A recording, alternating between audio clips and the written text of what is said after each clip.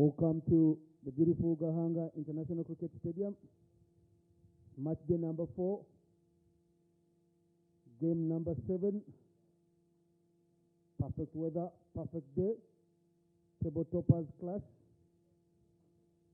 Umpires that will be standing in Mr. NSC Habib from Nigeria and Mr. Vicky Prajapati from Rwanda. Third umpire will be Jackson Zaisenga from Rwanda. To get this started, let's observe a minute of silence for the victims of the 1994 genocide against the Tutsi.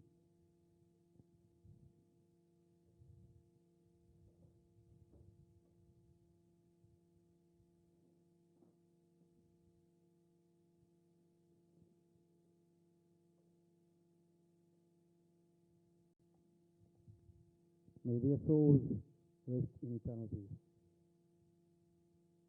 The fixture says Namibia versus Kenya.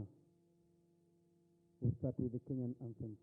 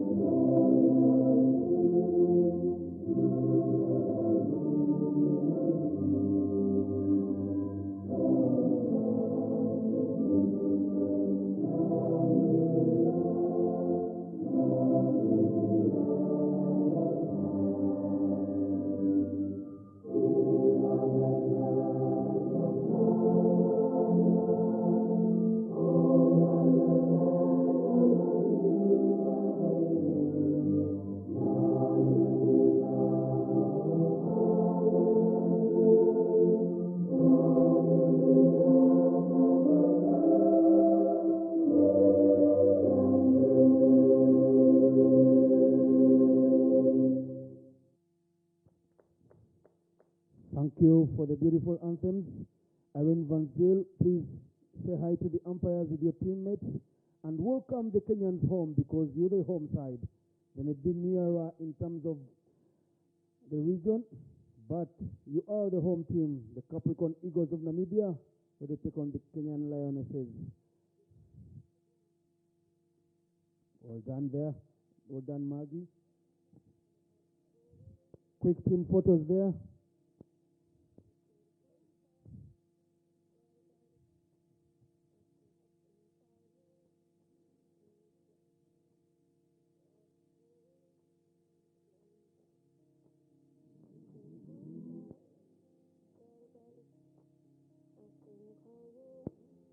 Quick team photos there.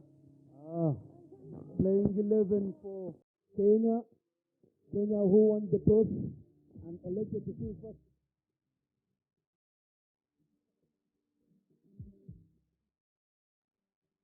Kenya.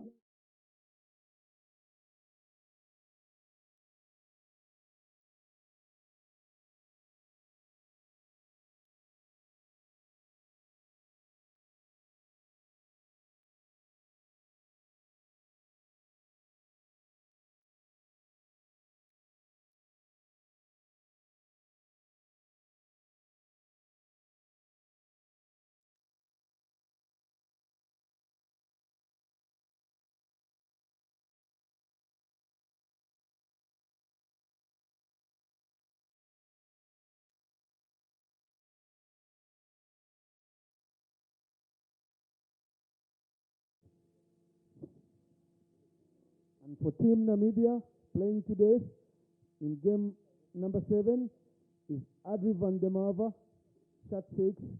Son Whitman, shot 18. Whitman with the bragging rights of scoring 3 sixes in yesterday's match, making it 4 for the tournament.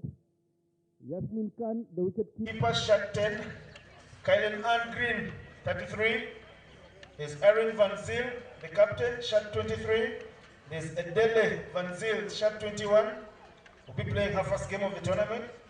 There's Julian Diergat, shot 3. There's Wulka Mwatile, shot 17. Jetlyn Foster, shot 14. Mezil Gorasis, shot 8. Victoria Hamunyera, shot 90. Will be the 11th person of that team. And Sylvia Shihepo taking a role as the 12th woman for the day for Team Namibia. Good luck to both teams. Table toppers clash. You heard it all from the pre-match toss. Kenya have not beaten Namibia in the last 2 meetings. Namibia will want to stay with the bragging rights. Whitman to open with Ad.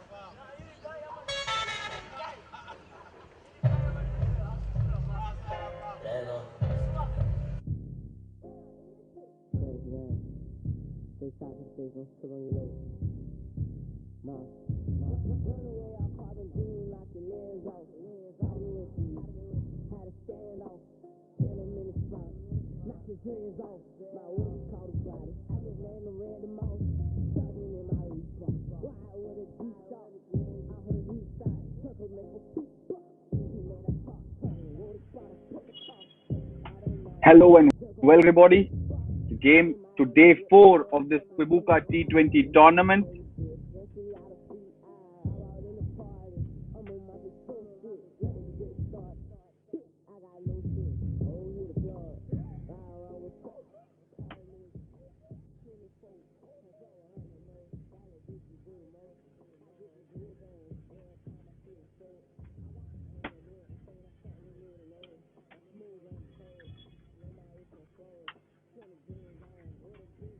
It is Kenya taking on Namibia in the group on in the seventh match of the tournament. It's the last league game for Namibia, who won all three of their previous games.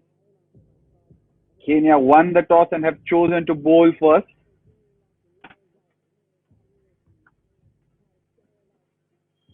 We've seen throughout the tournament as it has progressed that the batting seems to have gotten easier here at the Gahanga International Cricket Stadium in Kigali. The fact that Kenya have chosen to bowl may suggest that they're confident with their batting. They chased down Nigeria's 100 plus total yesterday.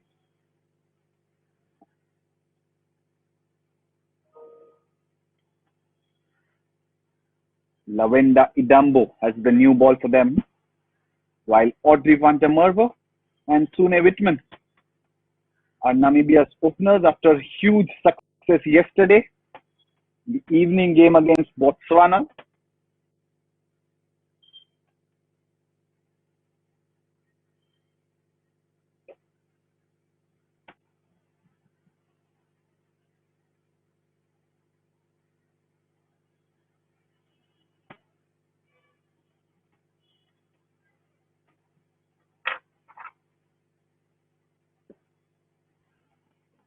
Kenya winning the toss, opting to bowl first.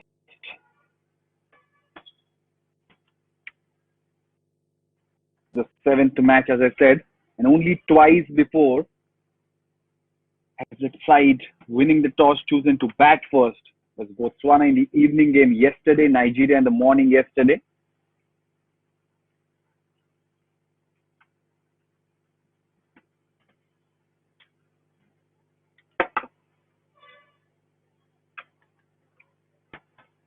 So all set. Match number 7, Kenya versus Namibia. Remember, Namibia's last league game.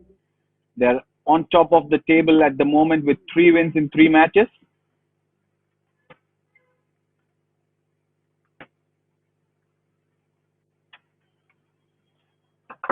Audrey van der Merwe off color yesterday, while Sune Whitman, well, she is on a roll. 22 not out the previous day, 93 yesterday. Her highest score in T20 guys.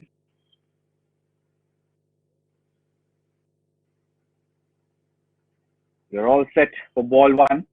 Day 4, beg your pardon.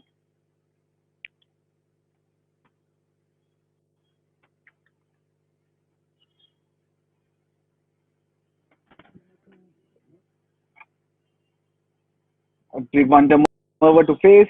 Lavenda Idambo with the ball. The umpire says play.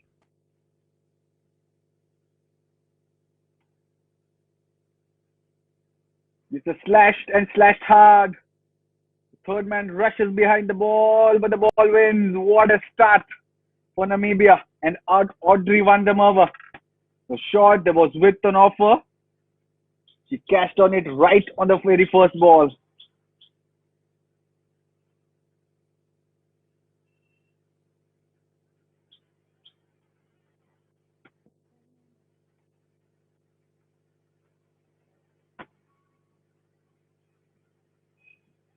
Really good start. Should calm any nerves that Audrey van der Merwe might have. Going to her slow start.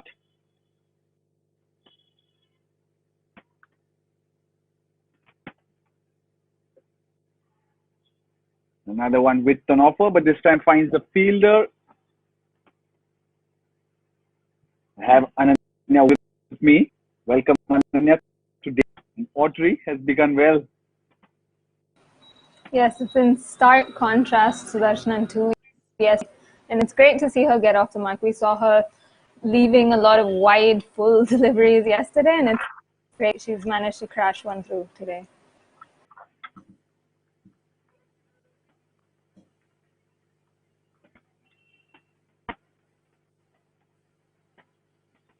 Another shot to the offside, finds the fielder. This is interesting, Ananya. Your thoughts on Kenya wanting to bowl first after all that we saw yesterday as well as in the first tournament?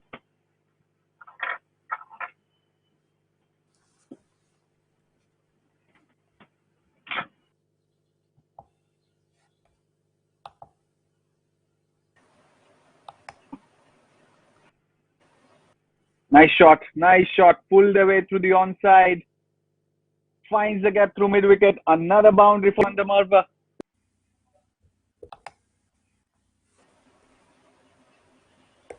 She started brilliantly here, Audrey Vandamarva.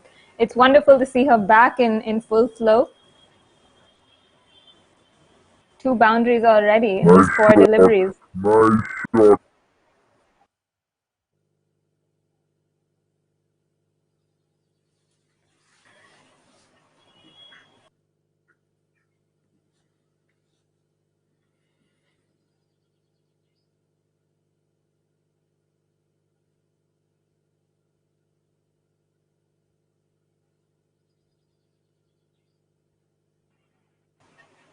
Back to defending. Starts really for Audrey Vandamarva. Ananya's favorite player, as she says. 2 boundaries to get going. Yes, and coming to your question about why I think Kenya probably, I think they fancy themselves chasing. We saw them yesterday pace their chase quite brilliantly. So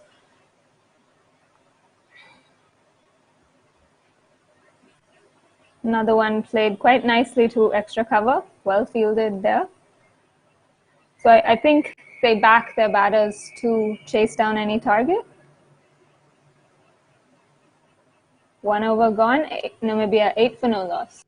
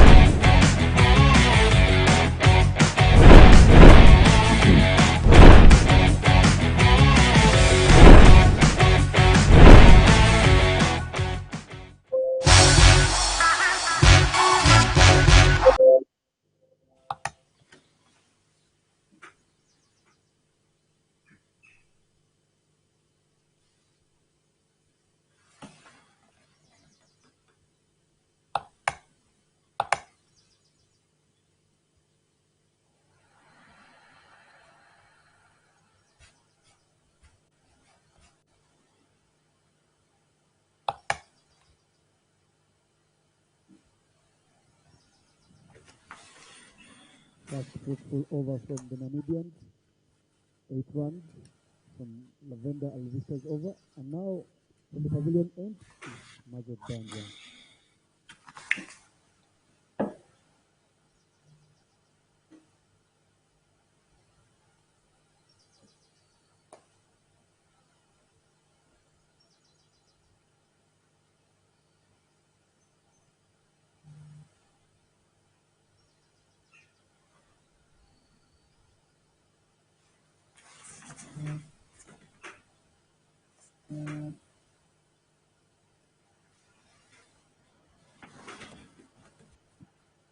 Kenya skipper Margaret Goche takes the ball from the other end. Player Spot is India's #1 gaming destination. Head over to the app. The link's in the description. I have with me Mark Coles, the head coach of Scotland. Welcome, Mark, to our coverage. Thank you very much for having me. Look, Namibia have started very well, haven't they? Kenya just not hitting their lengths at all at the moment. So Namibia, very, very good start in the power play.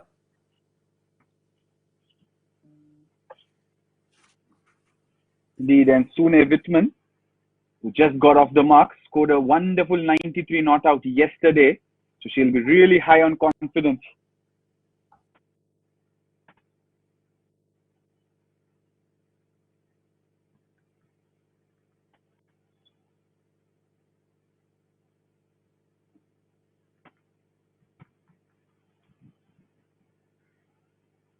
There.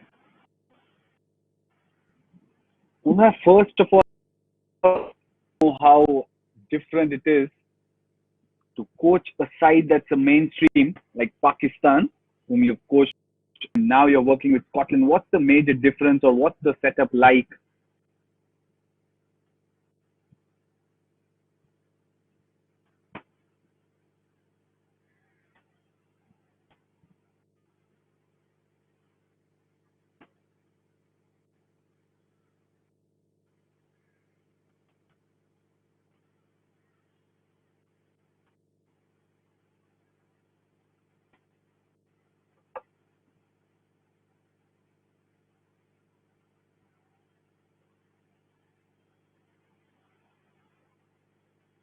Good 3 dot balls from Margaret Ngoche, the skipper of Kenya. 3 runs, sorry, that 4 balls so far. Audrey van der Merwe, 8 of 8, 2 fours in that. That's the aerial route, full outside off, over mid off. That races away to the boundary. 3rd boundary for Audrey van der Merwe in her stay so far. She's really gotten going here.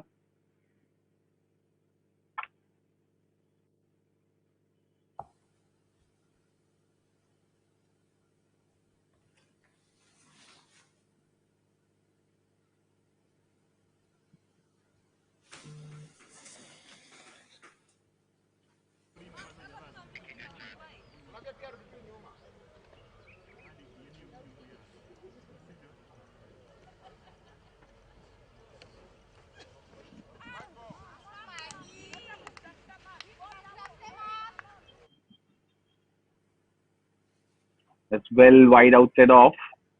Margaret Ngoche has almost the tendency to go away from that line after being hit for runs.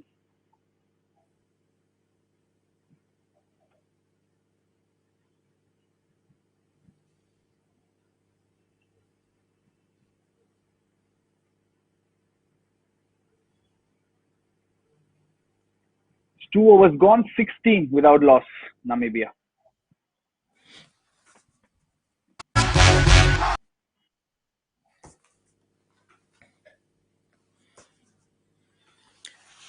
Well, Kenya just haven't started well, have they? They've bowled poorly up the top, and going at 8 and over in these first 2 overs has just given Namibia some really good momentum in this power play. So Kenya are going to have to hit their lines or change up and try someone else. But at the moment, they're on the back foot, and Namibia have had a great start.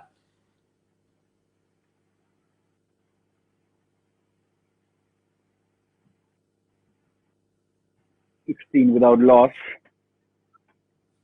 Audrey van der Merwe, 12.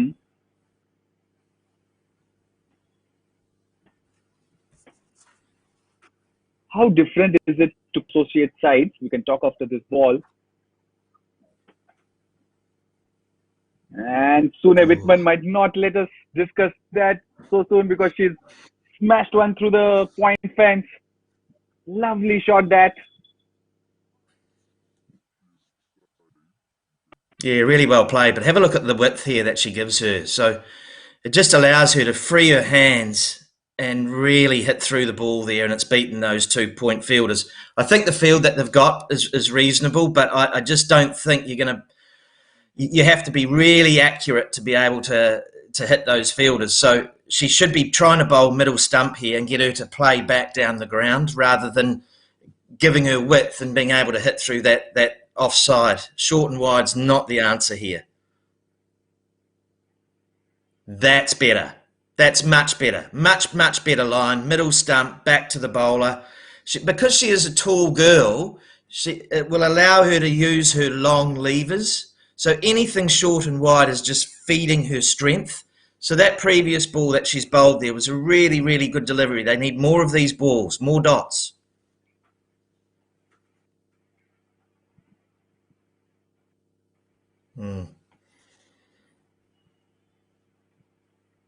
This time it's down to long gone for a single.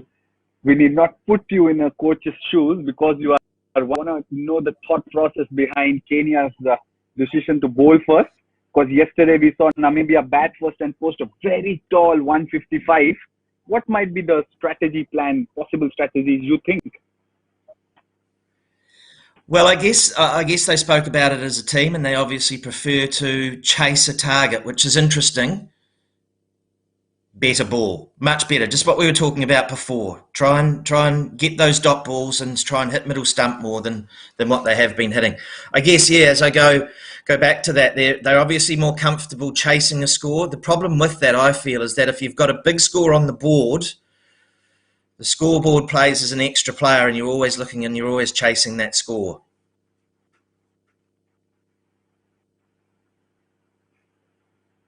Well bowled. She's really come back well. Yeah, she's really come back well after giving width at the start. 621 without loss.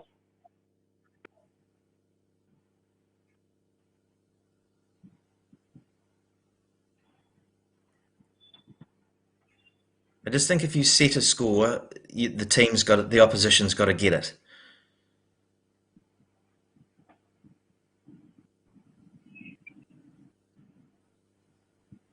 Yeah, much better over. She started poorly, but she's starting to finish well here. Might have one to come, I think, or is that over? No, that's over. So that was a much better line.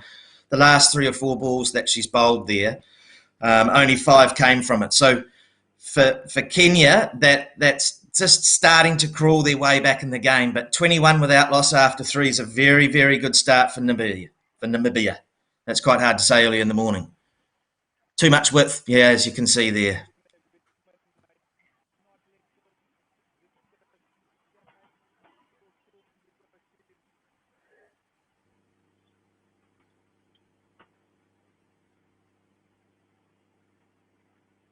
That's a good shot. Full, and Rwanda Marva not afraid to use the aerial route. Belted on.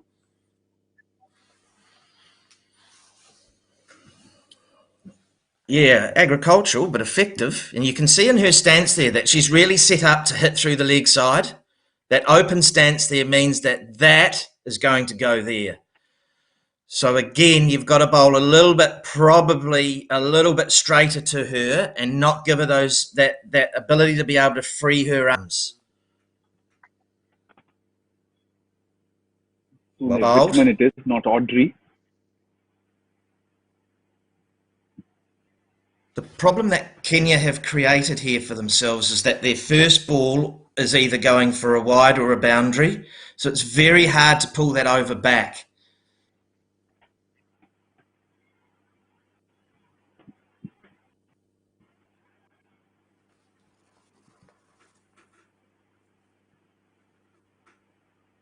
Well done. Well done. She's done it well on her follow through, stopping the ball.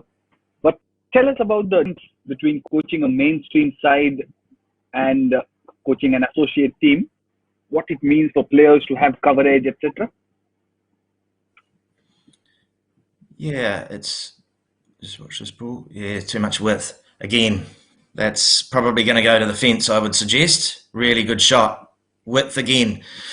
Look, it is tough because the players aren't professional, and you can see there how much width she's got, and because, as we talked about before, tall girl, too much width, too much room, free those long levers, and away the ball goes across the quick outfield.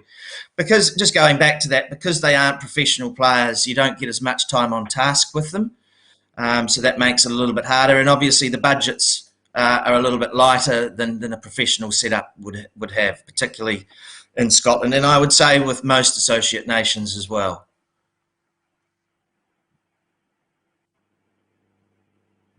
This time she goes to the onside. The result is not much different.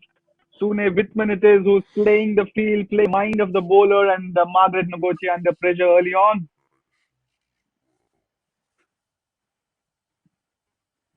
Yeah, well, look, she's making the most of the power play. Her coach has obviously said to her, "You've got a free license. Go for your life. Play your game." I wonder whether whether this young lady played a bit of hockey. I don't know. She certainly hits the ball hard, and again.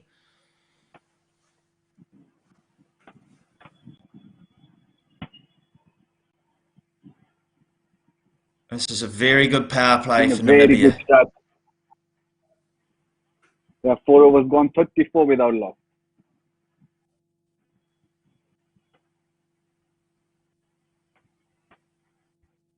If I lay your cards on the table and take the pace off the ball and make them hit areas that they don't want to hit. So whether this is a change of bowler, it looks like it could be another medium packing at the keeper going back, but certainly maybe just take the pace off the ball a little bit. Right, looks like she could be bowling spin. Great idea. And let's just see if they can get accurate here. It will force the the taller player, Whitman, I think, to come down the crease and get to her. So she's going to have to move her feet to get down. And because of the taller players, sometimes they can struggle with that. Shorter players, it makes it a lot easier to get down to the spinner. So this is a really good move by Kenya to take the pace off the ball. Indeed. Make a match-winning team and win up to ₹5 crores every day on the Players Spot app. The link is in the description. #Kwibuka. While Mark says it is Idambo slow off. It's almost as if before you put it up, Mark. Just broke up there a little bit.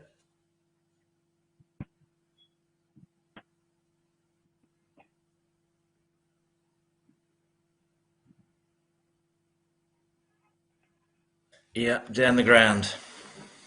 Good start to her over.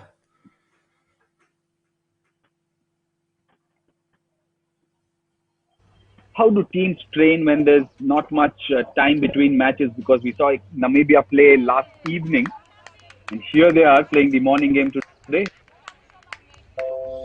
Yeah, it's tough. You've got to make sure that your recovery is really good. I'm sure that their nutrition, ice baths, physios will be in full working mode with this tournament, because it is quite a congested tournament over a short space of time. So it's really important that sleep, water, and looking after yourself both nutritionally and just hydrating is really, really important during these short turnarounds.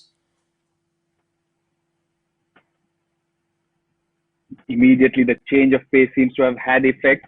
Runs are flowing in a trickle suddenly. 5 balls, just 2 runs of it so far. This is exactly what Kenya needed. I know that it's probably a risk for a spinner to bowl in the power play, but sometimes you've just got to put your cards on the table, as I said, and you're starting to get her to hit across the line. Look, I reckon that's unlucky. That's pretty unlucky. That's very agricultural, but it's gone for 4. And as we talked about, this is obviously Whitman's role here. Go out, play your shots, do whatever you need to do. And unfortunately, again, for what started out as a really good over, as we're seeing in the replay here, the last ball's gone for 4. So 6 again off the over, which it's unlucky, because I think she's bowled the ball in a really good place. It's Whitman's seeing it like an absolute beach ball and just getting away with it. The luck's on her side today.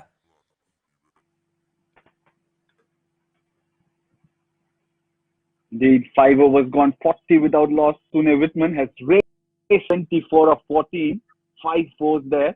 While Audrey van der Merwe has played her part, 13 of 16. And we see spin from the other end as well, as Queen Torable has been handed the ball. Remember to play fun games on Players Spot and win up to ₹5 crores daily. #Khela Kya, which means have you played? I have with me Mark Coles on air, Scotland head coach. And it's almost Kenya are listening to what he speaks, because he wanted spin to come on, and Mark, not 1 but 2 spinners on now. Yeah, well, again, this is a really important over here for Abel to start well. She's got to start well, because that over, the last over, ended with a boundary. So it's important that this is a dot ball here, or 1.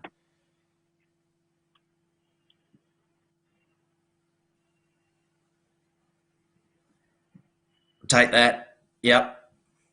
That's a reasonable start. So what you don't want is the first ball to go for 4 again, and then all of a sudden the last 2 balls have gone for 8 runs. So that's a reasonable start. A little bit nervous, perhaps, but at least that's just a 1. A 1's a win in T20 cricket.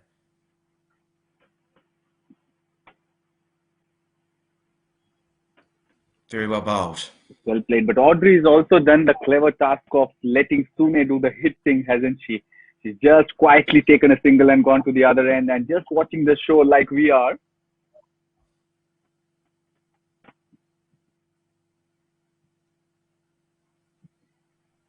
Yeah. Jeez, another boundary. There is a fielder in the deep. I don't know whether she picked that up. That looked like she might have picked that up quite late. Let's just have a look at this on the replay.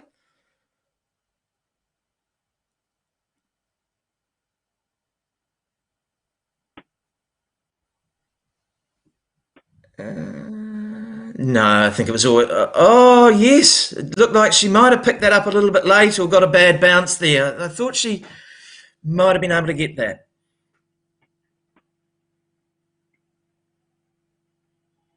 Tries to Oh, go that's again the and misses. line.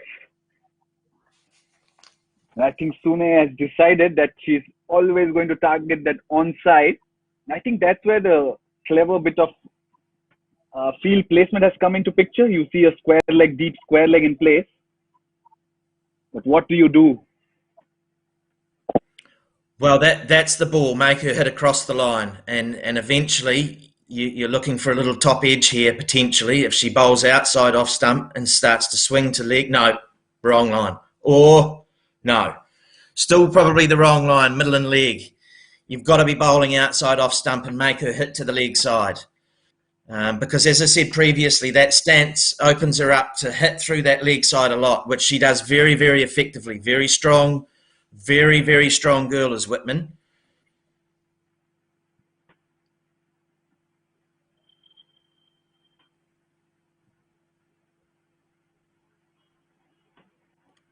Oh, the Oh, break. she drops it.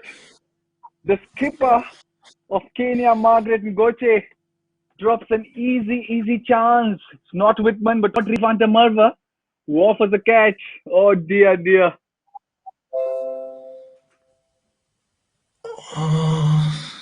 Oh, you've got to feel for Kenya. This, as a coach, sometimes you've just got to sit there and think this may not be our day. And I think at the moment, it may not be their day. A pretty easy chance spilled there. Just looked like she was in the right position, but yeah.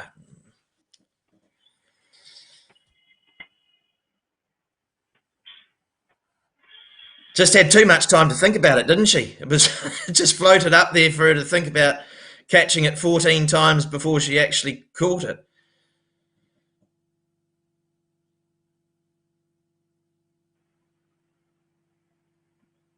Jambo continues. But what Abel did was bowl very wide outside off towards Rwanda Merva. And generally, when batters are looking to hit big, they target the onside, which is the easier part of it. Here's Audrey. Takes another single. Score moves to 48.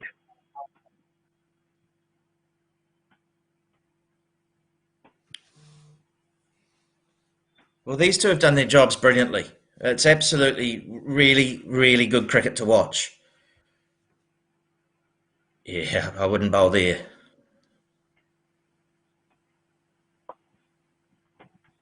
Nicely summed up. That's not the line to bowl to this girl. Not at all. She'll smash you every time you bowl there in the line of the stumps. Over deep square leg for all the way. Is that the maximum or is that a 4? Indeed, a 4. That brings up the 50 partnership as well. 52 without loss.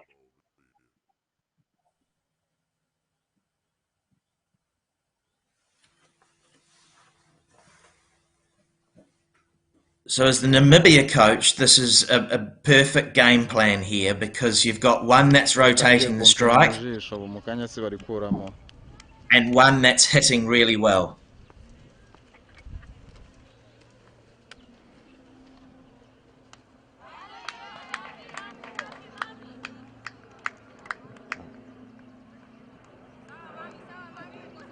Really refreshing to see that Whitman has mixed caution with aggression. I know it's a cliche, but did I speak so soon? There's a big appeal, but it's not gone Kenya's way. Whitman survives.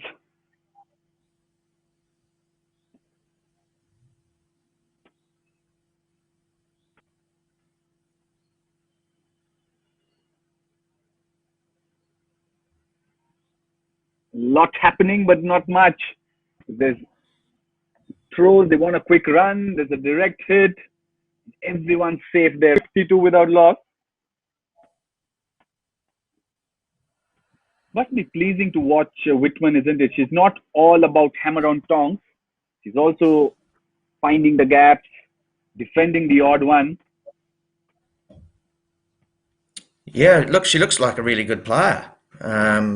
she does hit to the leg side a lot, but she can hit through the offside if you bowl short and wide. So if you're full and at middle and leg, you know, she's got that ability to hit the ball really, really hard. And if you're short and outside off stump, you're going to get hit through the offside pretty hard too. And that's a really good quality to have. You know, it's a little, she reminds me a little bit of Sophie Devine in terms of the error, or as a bowler, is very small. If you don't get it right, she is going to hit you hard. And she's, as we've talked about, they're both tall girls here, but she's very tall and very strong from the pictures that I've seen. And this young lady here has played a fantastic role. Just get one, get down the other end and watch the show, as you've said. Just watch it happen. Another really important over to try and get back in this match.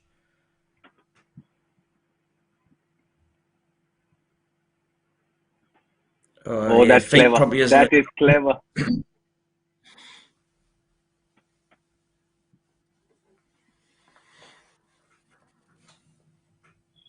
So Kenya's fielding, as it always does happen in T20 cricket, once you are behind, which Kenya are at the moment, the fielding tends to subside. And I would suggest that, yeah, using your feet, probably the Kenyan coach will be scratching his head a little bit.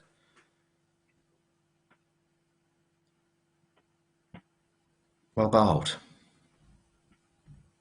Is it a bit tougher as a coach to work with associate teams, because the training facilities might not be always up to the mark, while players also would be doing part-time roles elsewhere, so the fitness standards might not be as one might expect to be? So is it tough? Yeah, well, that's something that I've found. Irritating at times?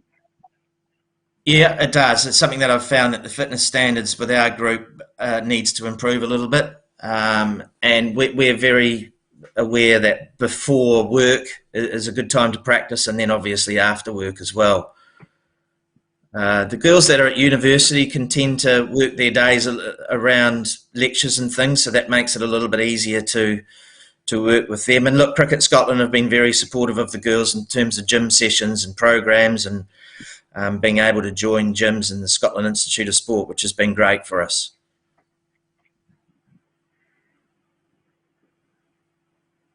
The low full toss hammered to the onside. You mentioned about Sune Whitman almost being like Sophie Devine in the sense she gives very little margin for error to the bowlers. But here's the thing, she admires Liza Lee. Do you see any similarities between the two? Of course, the strike rate. Yeah, that's another one. Be matching. Yeah, that's absolutely right. Lizelle Lee, very much like that too.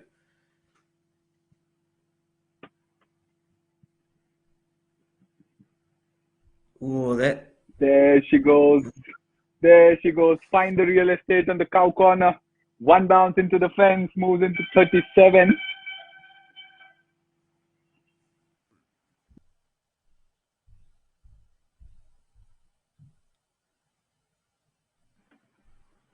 And it's just that area where she can free her arms again.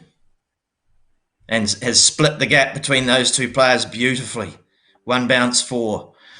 The problem that we've talked about for Kenya, and it's pretty easy to tell, is that the boundaries in those first 6 overs, 7 overs that we've bowled, 8 maybe now, is far too many. There's far too many 4 balls. And whilst the spinners have pulled it back a little bit, they're so far behind the game now that they're going to be chasing for a little bit. They just need a wicket here, and that will stop momentum. Dot balls will create wickets. Unfortunately, they haven't bowled enough balls in the right places. I know we spoke about bowling it more outside off, but because the batters are targeting the onside, would you suggest the spinners to try around the wicket angle? Well, that's a really good point. I mean, no one has gone around the wicket, even if it's just for a couple of balls, just to change that angle. It just seems to be the same. So going around the wicket, I think, spin we have seen a slow up of boundaries from the first 6 overs, but going around the wicket, going wider of the crease, here's a chance. No. Just creates a little bit of why are they changing the angle on me, and we haven't seen enough of that. They just need to keep thinking about changing bowlers as well. Maybe after this over, there's another change at the other end, and trying to create something that may not be there, but trying to buy a wicket, I suppose you could say, at this stage.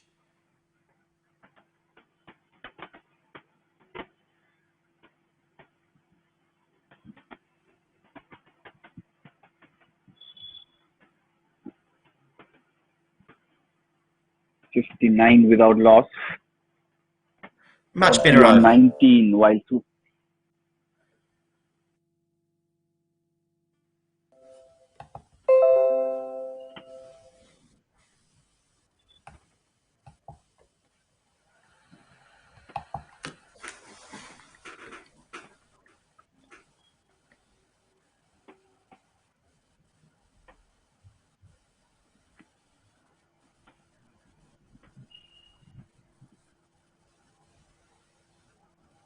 That's another shot through the onside, through that mid-wicket channel.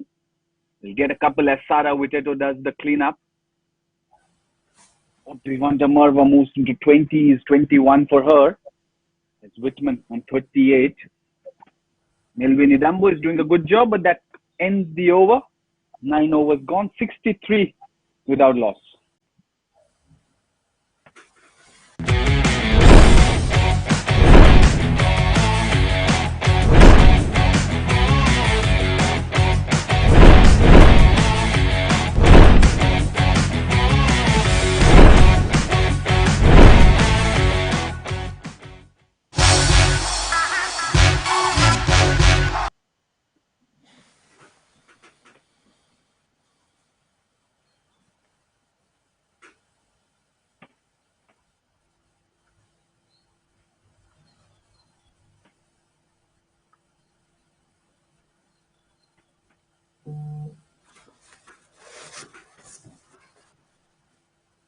Quintorable continues and is in thumb to the onside for another single. 39 of 25 for Sune Whitman.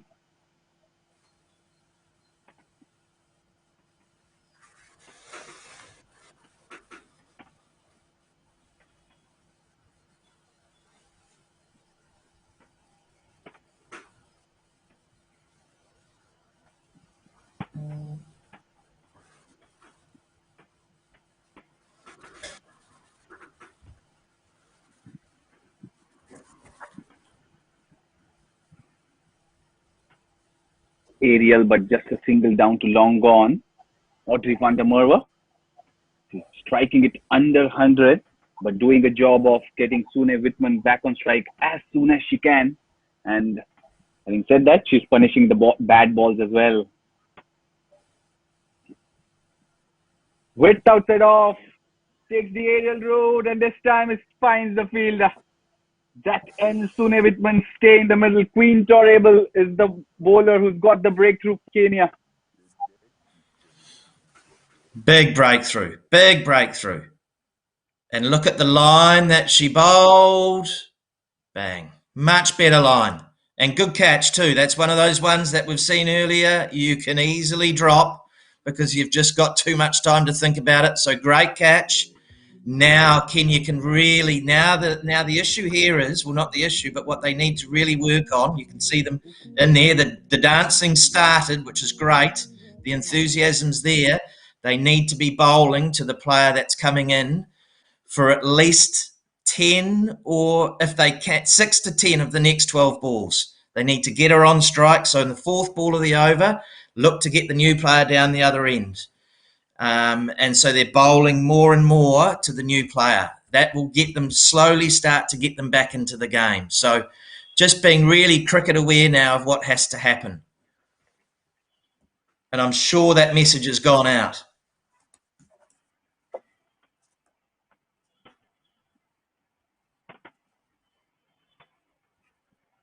Player Spot is India's #1 gaming destination. Apne hashtag Khela Kya. As the Kenya have lost, I beg your pardon, Namibia have lost their first wicket 65 for 164 yesterday, added by these two. That brings Yasmin Khan, the wicketkeeper batter, numbers in the side to the middle, but she's at the non-strikers, and Audrey will take strike to Quintorable.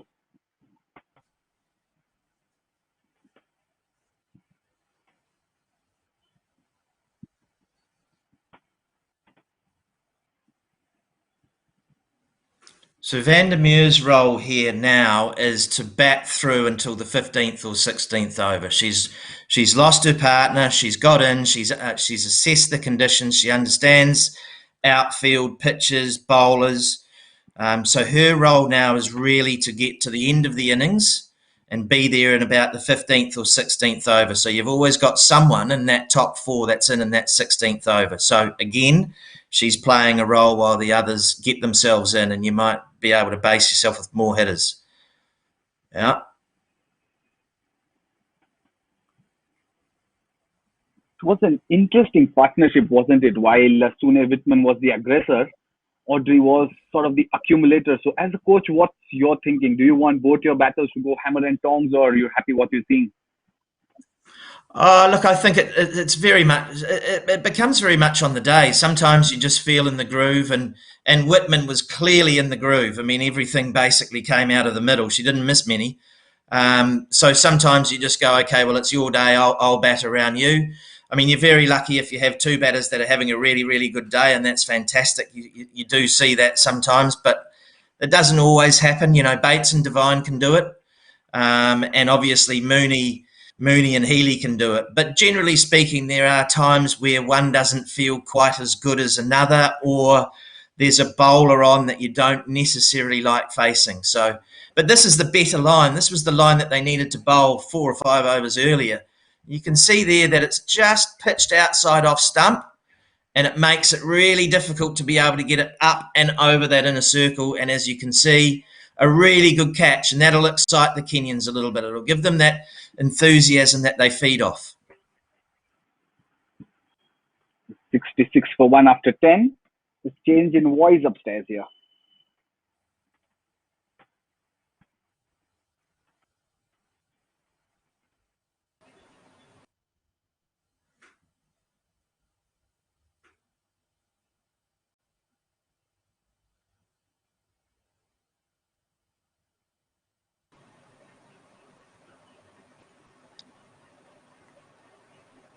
I can't see who number 20 is, but she looks like she's injured. So that might be a change in the field. Just hobbled after that one there. So this is where your fitness comes in after day 4. It's you start to feel the body. The body starts to go a little bit. Well fielded. Hello, Mark. Ananya here.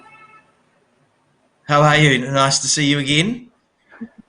Nice to see you too. It's been great listening to you and Sudarshan on air, and fantastic to have you as part of this coverage as well. Oh, pleasure. Thank you for having me. Fantastic coverage too. Well done to you all at Women's Cricket Zone. It's great to see you supporting these associate countries. Just as you say that, Audrey van der Merwe plays a fantastic sweep shot. Very, very low. Strikes her 4th boundary of the innings so far. She's looked very good, Mark. She has. She's played a really, really good role, and probably she, dare I say it, and it might sound awful, but she's more an orthodox cricketer. She's got a lot of good shots, whereas we saw Whitman's really, really strong and an effective cricketer.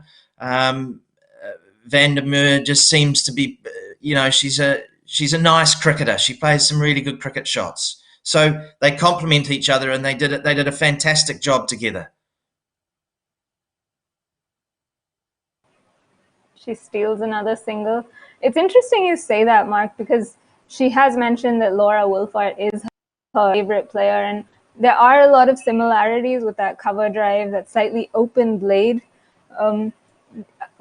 You did see her defend a little bit at the very start, and I think this is something that came up on air during the India versus South Africa series. Laura Wolfart's open blade when she defends. Do you think that could cause her an issue in the future going forward?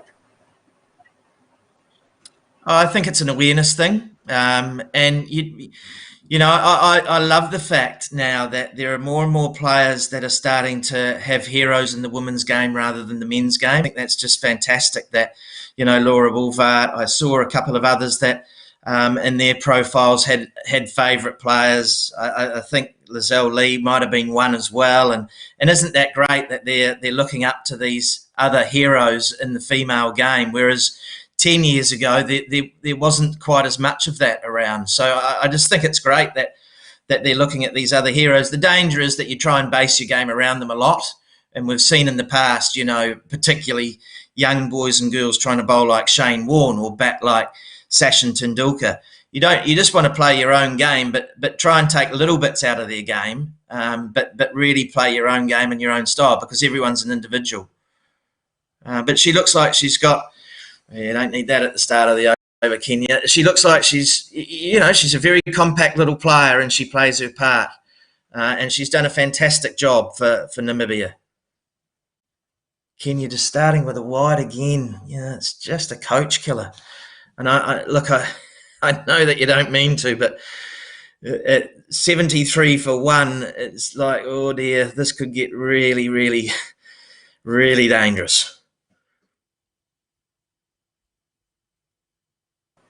Queen Able in for her last over, finally lands one. I think she was the player who is hobbling. She looks like she's limping there. Maybe Kenya want to get her to finish her final over and get her off the field. She is one of their opening batters, one of their more important players. Well, that's now I think I did see that Abel's favourite player was Stefanie Taylor, I think. So again, fantastic to see that.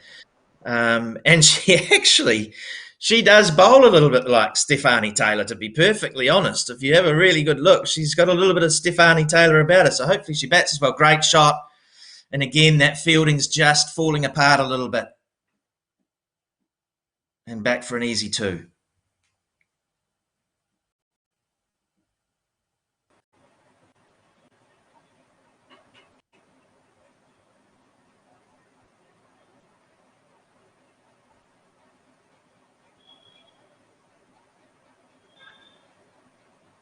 Oh, close one there. Good call from Audrey van der Merwe. Yasmin Khan, no damage done. No, a better fielding from Kenya.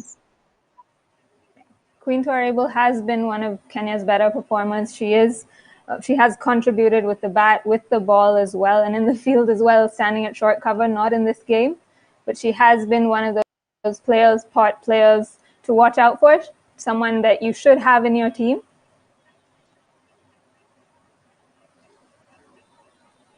Another good delivery. Yes.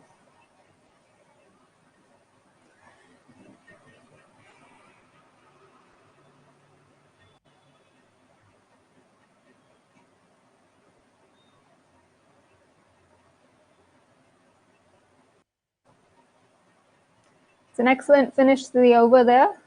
12 overs gone, Namibia 79 for 1. The danger here is that if Abel goes off and she bats in that top 3 or 4, she may not, if she goes off the field, she may not be able to go off for very long before she has to come back on because of the ruling around her batting. So it's a very difficult one now for Kenya to negotiate. They might have to try and hide her in the fields, which will enable her to be able to bat in that top 4. If she goes off for any length of time, then I think they're going to potentially, they might have to hide her down the order. She might have to bat down the order. So seeing a bowling change here, and I just saw the umpires tell the players that they're behind. So they're telling them to hurry up. So Kenya again are falling behind the over rate too, which is why you might see a lot more spin and a little less pace to try and get them back within the time allowance.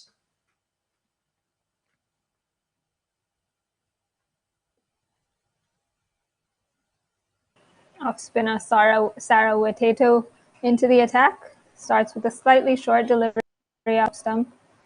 Witeto did register Kenya's best figures in T20Is in the very first game. She got a 5-wicket haul.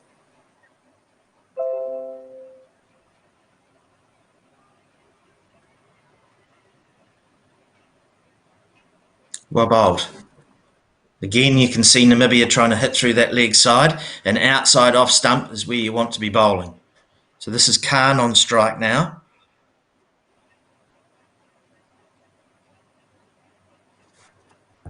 Isn't it? Another single down the ground. There still looks to be some energy in the field from Kenya. Is that something you're happy about, Mark? Oh, look, I love the girls diving around. I think it's really important. And it sets a real tone. And we talk about standards in Scotland about setting a tone in the field. Didn't go so well in Ireland in a couple of games, but yeah, I was really pleased with the way the girls fielded in the first game.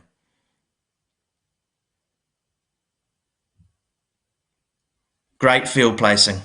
That's a really good mid-wicket, underrated in all cricket, I think. And they've got to be good fielders at mid-wicket because they're going to be in a hot spot.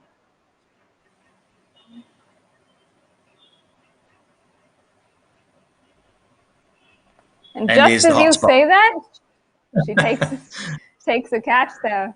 Wicket number 1 for Sarah Waiteto today. Audrey van der Merwe unable to get that over short mid-wicket's head. She's caught quite comfortably. And again, it's that off-stump line forcing her to hit. That's a really good catch. That's an athletic catch off the ground. And as we just spoke about, your mid-wicket is a real hot spot. And Kenya are just starting to claw their way back into the game. So we talked about another coach killer as Van der Merwe there. You know, out in the 12th over, the 13th over, she's nearly done her job. You just wanted her to bat for maybe another 12 to 15 balls where you could, you know, that 15th or 16th over where you've done a really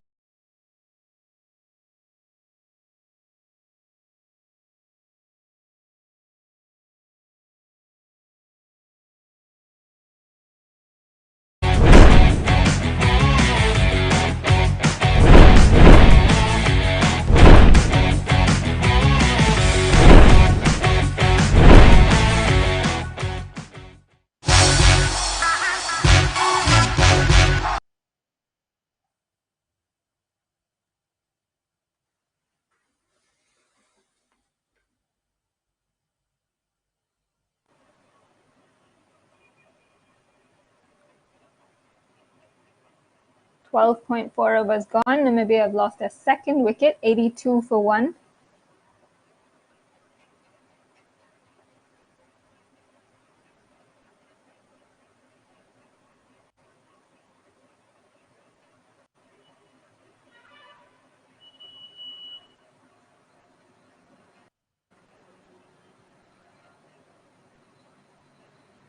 Kayleen Ann comes to the crease for Namibia. Another player you'd want to be part of your players, part player.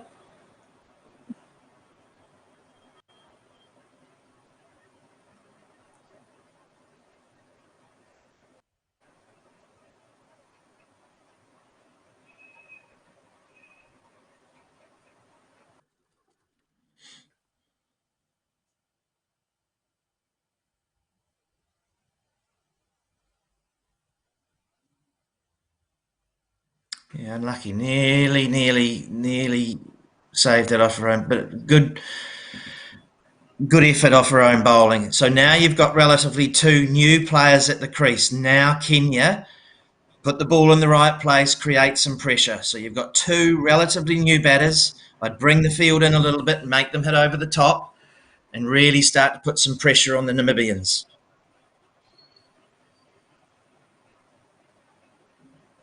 Easy singles, just too easy. I think you just got to bring them up and put some pressure on them for a little bit. Try something different. You've got Green and Khan at the crease now, so you've got a real opportunity to string some dot balls together. Even if you just attack for 6 balls and then defend for a little bit if it doesn't work. But you've got to try something a little bit different.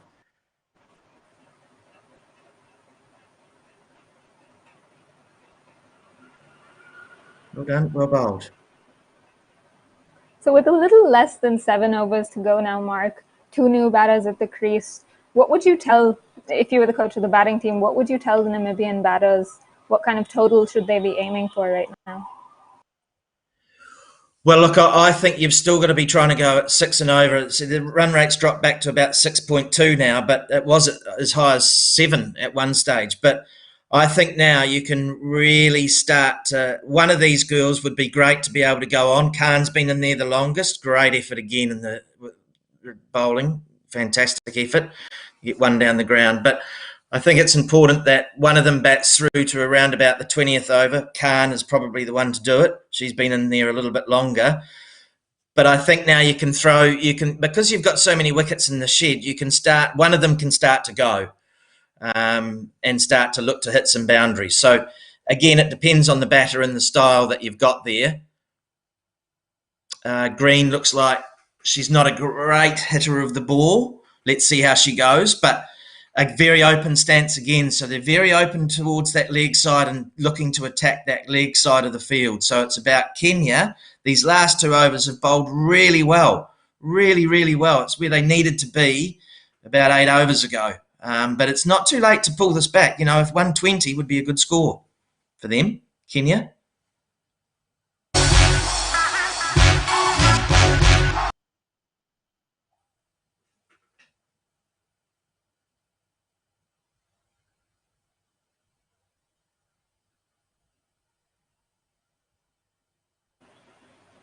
Another slow, loopy delivery there from Sarah Witedo. Yasmin Khan just gets one. Players Pot is India's #1 gaming destination. Apne hashtag khela kya?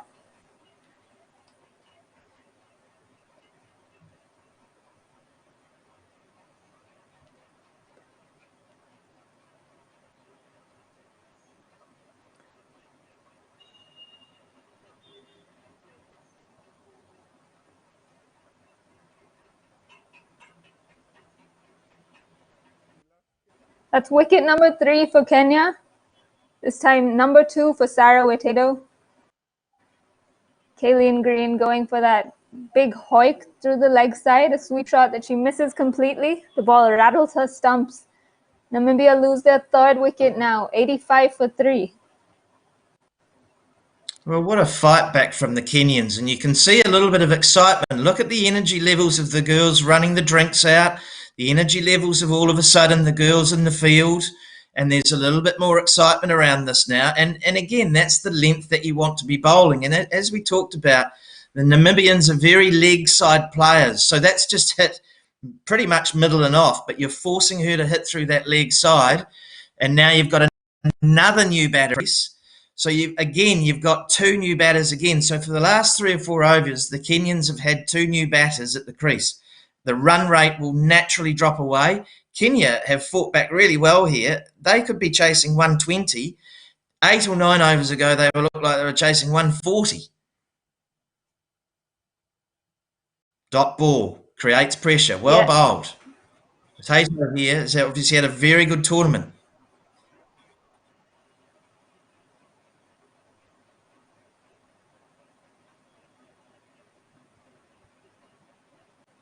Short, slow delivery allows Irene Van Zyl to get off the mark with a single to deep mid-wicket. Mark, you've worked with Pakistan and seen your fair share of spinners. How would you advise a batter to play someone who's bowling so slowly and slightly off?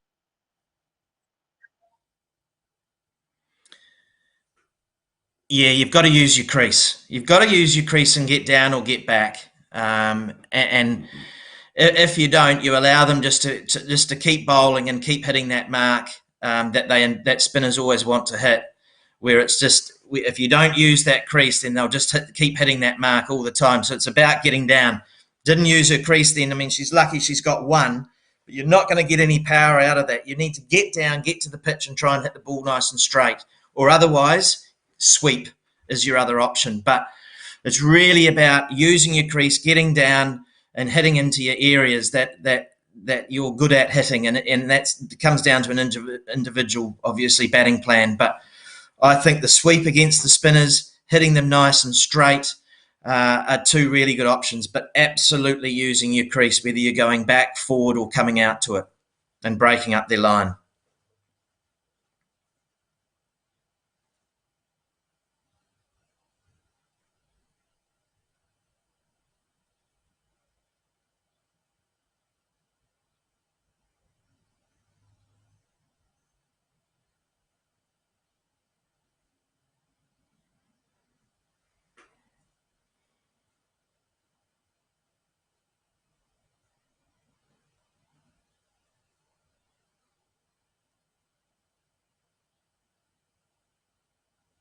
Oh, again.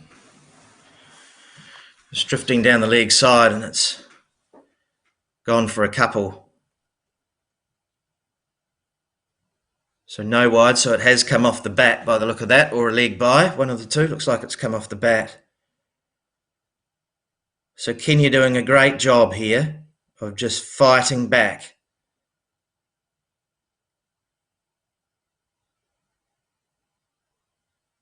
Well bowled again.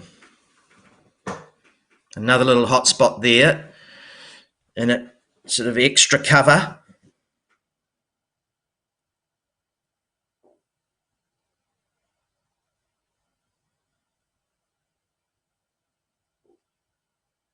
Great shot, piercing the field,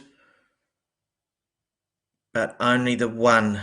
So this is really where Namibia need to be scurrying through the wickets, quick between the wickets and turning those ones into twos.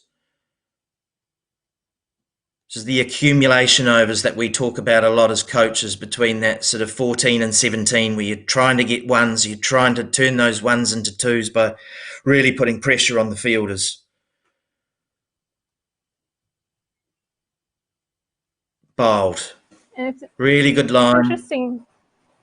It's interesting you talk about the running between the wickets, because yesterday in the morning game we saw Nigeria do exactly that.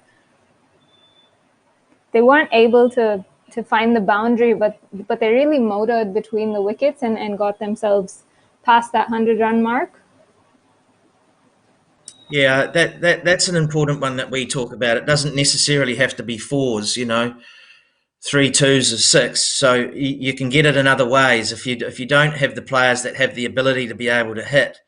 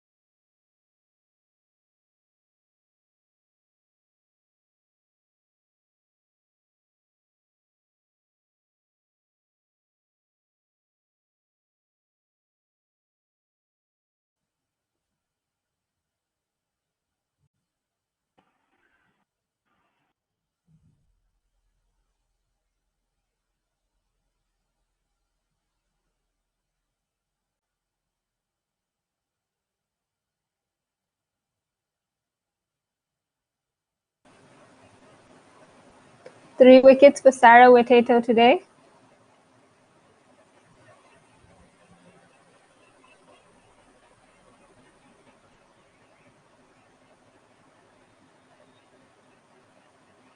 A single to Irene van Zyl to square leg.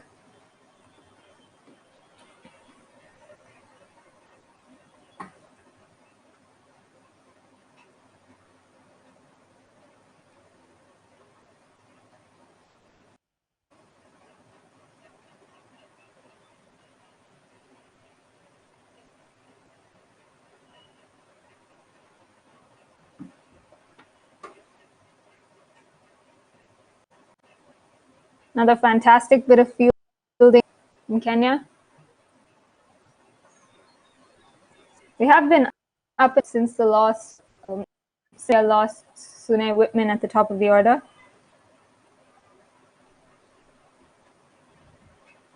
Yeah, well, haven't Kenya fought back so well? It's an amazing fight back from them. They were looking down the barrel of 140, and they've bowled really, really well these last 4 or 8 overs. These two have been superb. And another wicket. Just as you... Wicket number 5 for Kenya now. They've really, really slowed this innings. Again, another slog to the leg side. And all the batter manages to do is miss it, and she's clean bowled there. Wicket for Esther Wachira.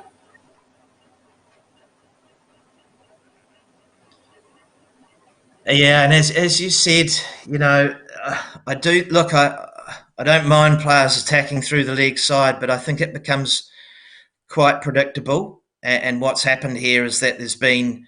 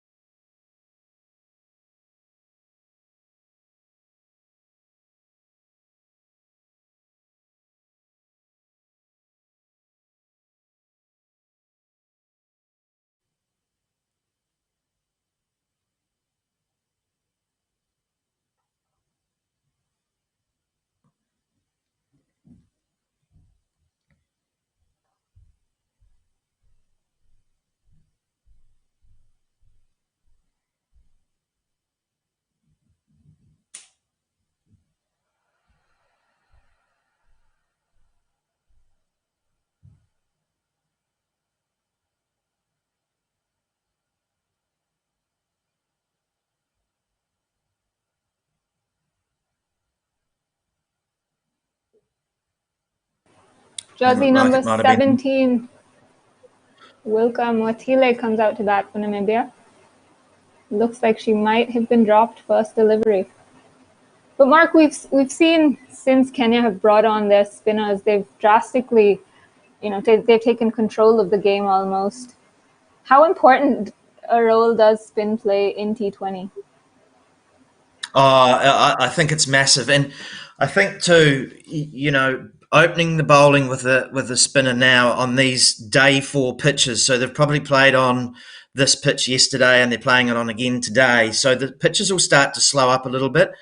So by taking the pace off the ball, I think it's really important. And you've seen Kenya so far bowl 12 overs of spin. If that's what the pitch is doing, and that's what the pitch dictates, and the coaches have assessed it, I think your medium pace has almost come out of the game, and your spinners play a massive role in it. So, on wearing pitches, I'm a great fan of the spinners playing a big part in the game. And it just means that for players that are strong, they have to try and put pace on the ball. And if you don't use your crease, like we've just seen here, it's going to be very difficult to score from. So you've got to get out, and you've got to use your crease and get on the ball, get to the ball on the full. Once it goes above her eye line, then you've got to get out and use that crease. Otherwise, it's better. At least she went back, but still a dot ball.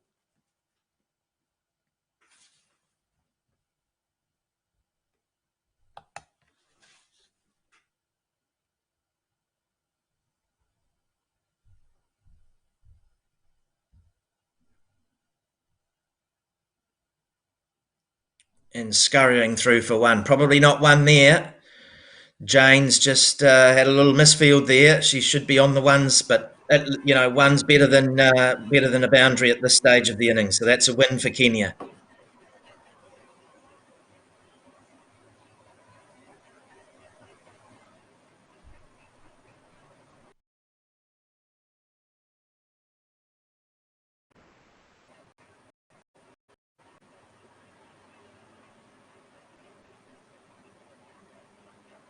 Much better by Jane.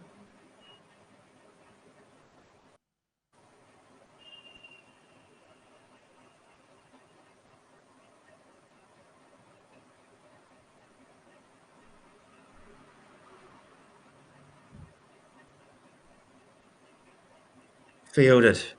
Very well fielded, Kenya, and another win for them. Just one off that as well.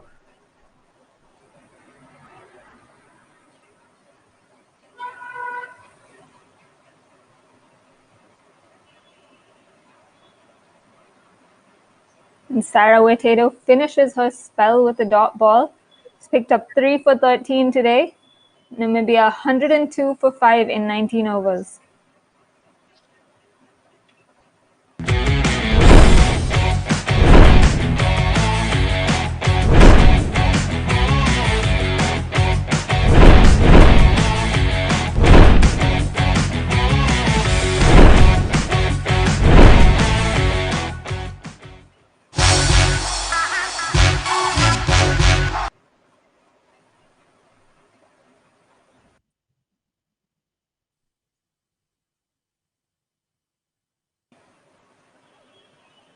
Make a match-winning team and win up to rupees 5 crores every day. Hashtag Kelak, yeah? Well, I hope you added Sarah Wetato to your Players Pot team for this game, because she would have picked up plenty of points today, 3 wickets for just 13 runs in her 4 overs today.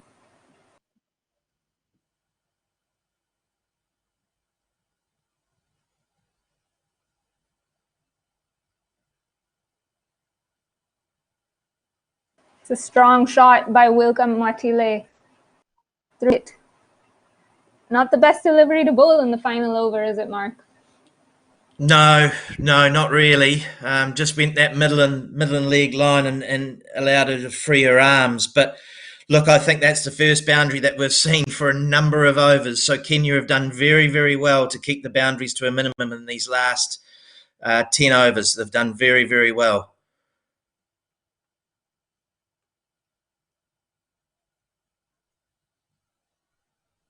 Well run. That's the twos that we were talking about. Getting back, getting in and getting out really quickly and turning that one potentially into a two. This is where you can pick up cheap runs, what we call cheap runs, where at the end of the bowling innings where the bowlers and the fielders are starting to get fatigued, you can very easily turn those ones into twos and pick up 2, 4, 6 and over just by running really hard between the wickets.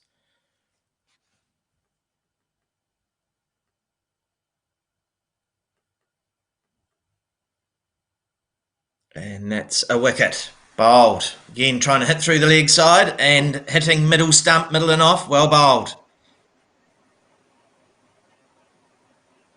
Well, as the old adage goes, you miss, I hit. And Esther Wachira has picked up her 2nd wicket of the day.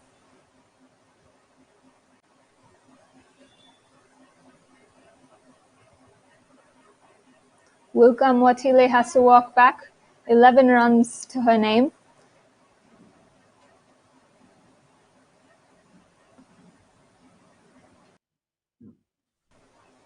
But 108 for 6, as we talked about, this is gettable for Kenya now. Then the advantage that they have now is that they do know what the total that they're going to be chasing, and they'll be quietly confident as long as Abel obviously is able to bat. It sounds a little bit odd, doesn't it? But that will be crucial for Kenya. She plays a big part in that batting lineup, that she'll be able to at least be able to bat with some effectiveness with that leg injury that she's carrying.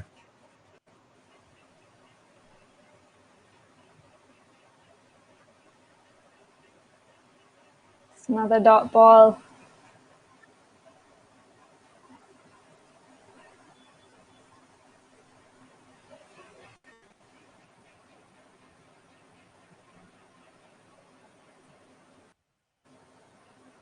swipe through mid-wicket. Will the batters come back for 2? And they do. So that's 2 runs to end the Namibian innings. They finish with 110 for 6 in their 20 overs. Fantastic comeback by Kenya. Their spinners really pulled them back after the dismissal of Sune Whitman early on. She bludgeoned the 39 of just 26 deliveries, but after that, Sarah Witeto, Esther Wachira, and Queen Torable really pulled things back for Kenya. That's a great result for Kenya. Look, I'm going to look forward to watching the chase, but you know, as we said, they were looking down 140 at one stage, and they've fought back really well to have Namibia at 110 for 6 after that fantastic start is really a brilliant bowling effort.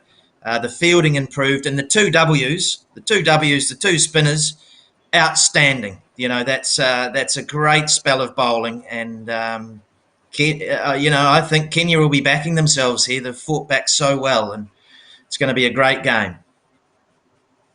Yes, they certainly will be backing themselves. They chased down 109 yesterday against Nigeria. A look at the bowling card there. Like you said, the 2 Ws, Witeto and Wachira, both of them accounting for 5 wickets together, just 31 runs conceded in their 8 overs. So fantastic little spell there for Kenya. They really pulled things back after that partnership between Sune and Audrey van der Merwe. It was a 65-run opening stand in just 9.3 overs. Whitman contributing 39 of 36, van der Merwe 33 of 41 deliveries, but not much after that for Namibia. The Kenyan spinners took charge of that innings later. And they will now have to chase down 110, their target, just 1 run more than they chased down yesterday. And Queen Torable, Veronica Abuga, and Ngoche will play a big role in that chase. So we'll catch you after the break. Sorry. Sure, go ahead, Mark. Oh, no, I was just going to say we saw the boundaries dry up in those last 10 overs, so they did really well, Kenya, and it's going to be a great chase for them. Yes, it certainly is. The 2 best teams ranked 3 and 22, Namibia 23 and Kenya 22. So the 2 top-ranked teams in this tournament is going to be a very, very interesting chase. So stay tuned, everyone. Don't go anywhere. We'll be back with the second innings.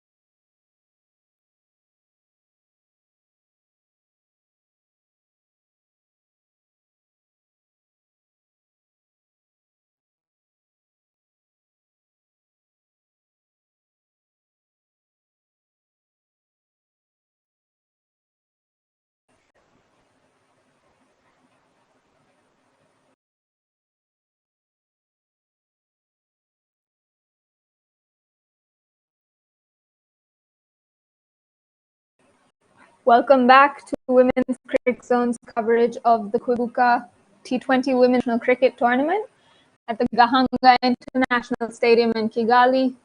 Kenya are batting second. They're in pursuit of 111 against Namibia. Did first, and on the back of Sune Whitman's excellent innings, 8 in quick time, and a 33 from Audrey van der Merwe. Namibia reached 110 for 6. Kenya's openers make their way out to the middle. Queen Tor Abel, an injured Queen Tor Abel, it looks like. She comes out, is joined by her regular partner, Veronica Abuga, who's at the non-strikers end. Irene Van Zyl will open up for Namibia. And I welcome my commentary partner, the usual partner, Mr. S. Sudar.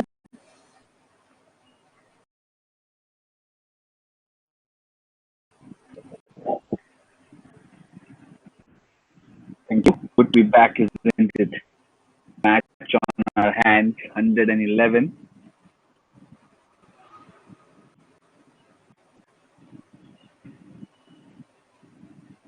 Namibia are back with their original new ball bowler in Van Zyl.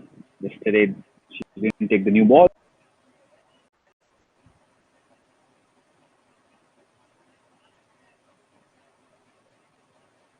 Starts off with a good delivery, just short of a length outside off stump. Kenya still managed to sneak a single. Queen Tor Abel off the mark.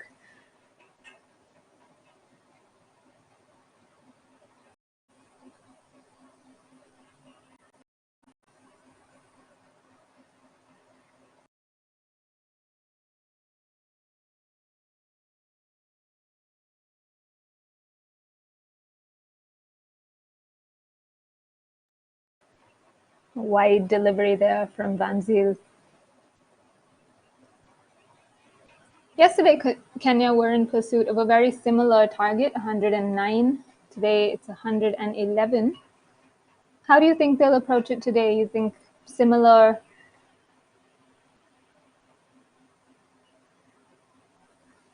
Strong shot there from Veronica Abuga through the covers. They do have a long off in place, Namibia. Good work there from the long off fielder. Batters come back for 2. Well, Abuga, they're making her intentions clear. She's going to go after the bowling, try to get Kenya off to a good start.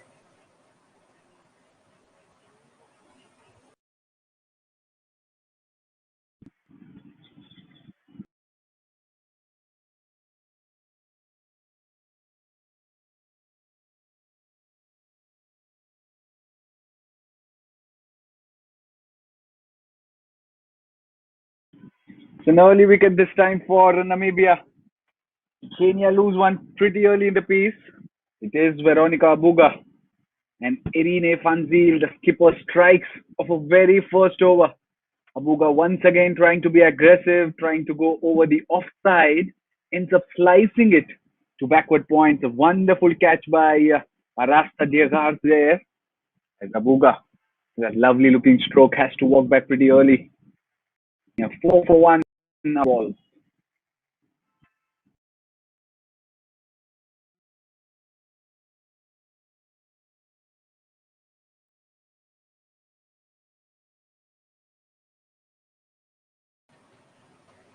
Great way to start there for Namibia.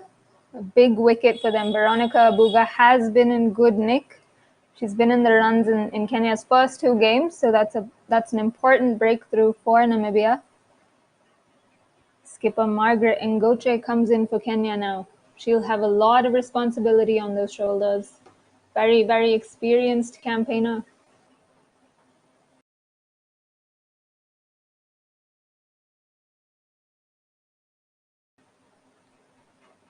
Neatly guides one to backward point and sneaks another single. So whatever injury this is that Queen Tor Abel is carrying that's forcing her to limp, it's clearly not affecting her running between the wickets, it seems.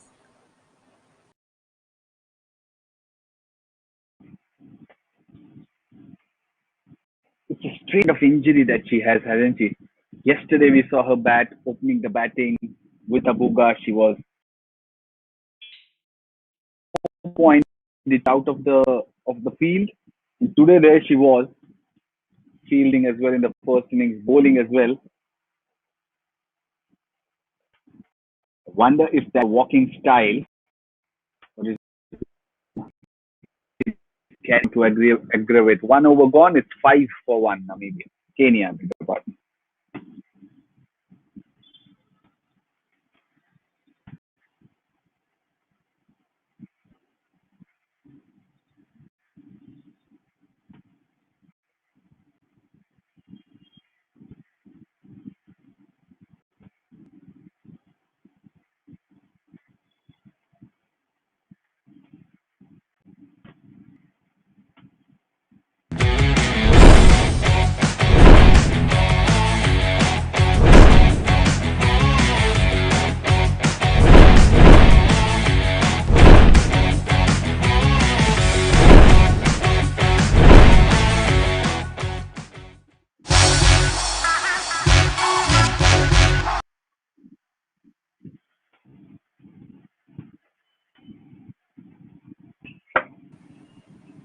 Spinner Kaylin Green takes the new ball at the other end.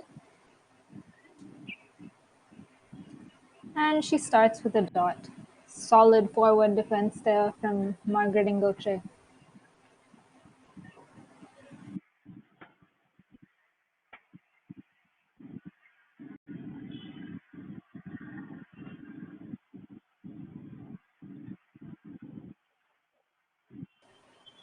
Another good delivery.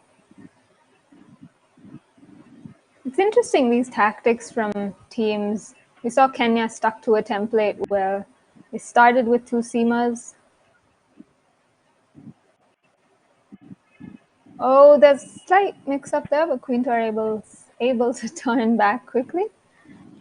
We saw Kenya start with two seamers and then bring in spin slightly late, but Namibia have stuck to their plan, opening up with 1 spinner.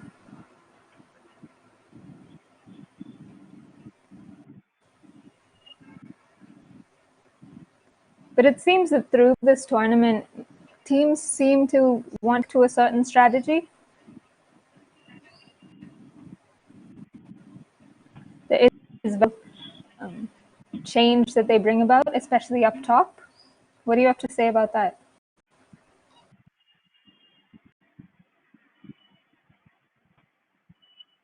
I think then it's about deciding to use the resources at their disposal because Namibia have out one of their bankable bowlers in Sylvia Shihepu today. So they would need bankable overs in the middle. That's crucial phase as we talk about as 2 overs have gone. So very quiet and very quick over comes to an end 6-1.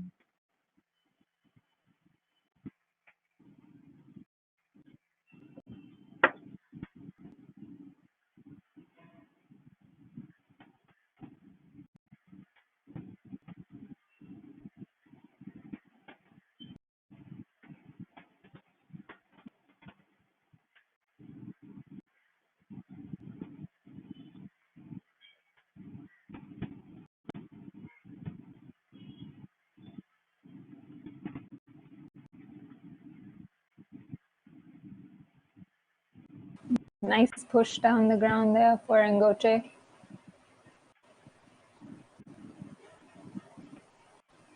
It's also interesting to see the skipper once again back to new ball bowling duties. She came into the attack pretty late yesterday.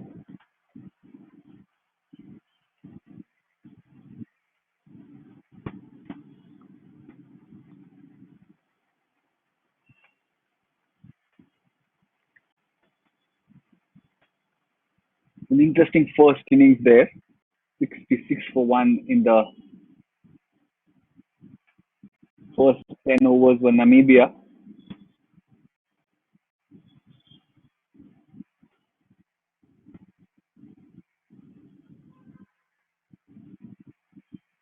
Could only manage 44 of their last 10, losing 5 wickets as well. So Kenya, I'm sure, would be mindful of that fact and pace the chase accordingly.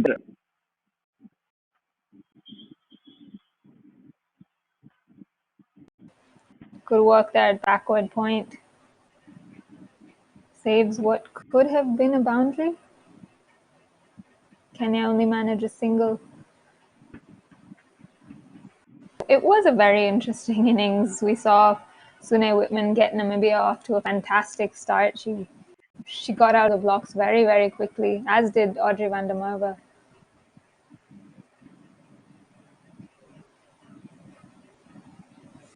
Another slog. Goes nowhere, ball. But as soon as Whitman was dismissed by Queen Torable, it seemed like Namibia's innings just didn't get out of, or they weren't able to kick on at all.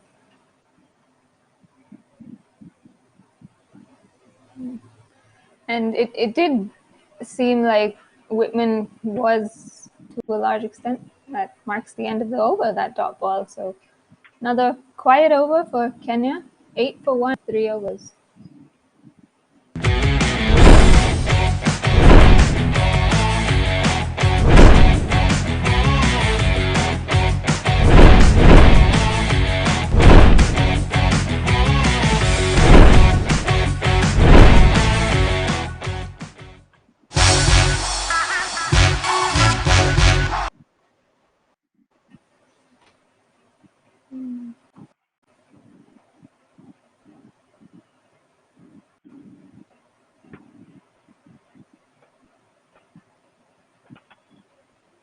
Kaylin Green in for her second over. So carrying on from where we left off in the previous over, I do think it did seem like Sune Whitman was batting on a different surface. None of the other batters could find their timing. Good change of pace there. And none of them really got out of the blocks. Even Audrey van der Merwe really slowed down in the middle.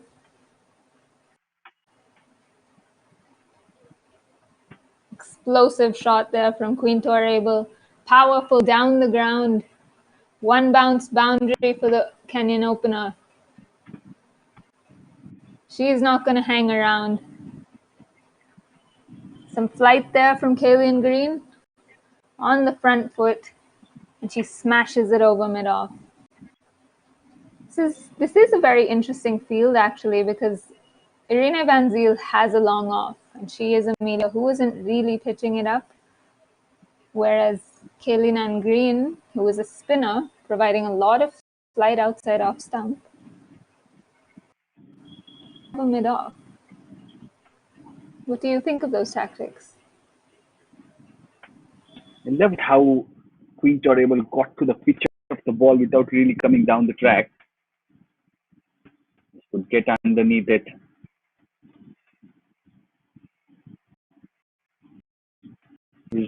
Once again, reads the ball well, reads the flight well, crease it through the covers for a couple. She could manage to get underneath that ball. But also about the tactics. I'm really surprised looking at the pitch every day. It seems to have more runs in it, but plays differently every single day.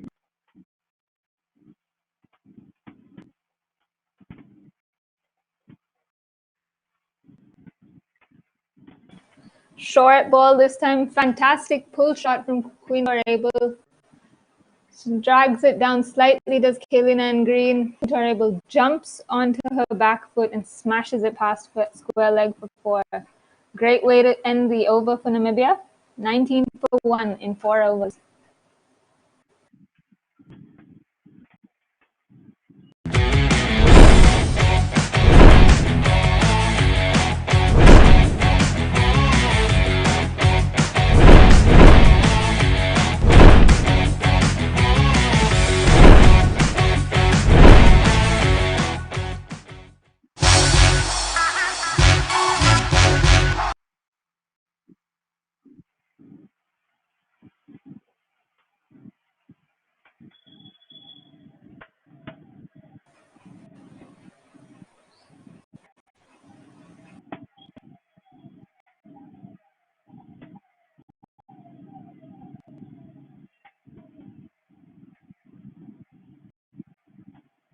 Wilka Moatile in for her first over. She strays on the pads. Margaret Ngoche plays a nice glance and to find another run added to the Kenyan total.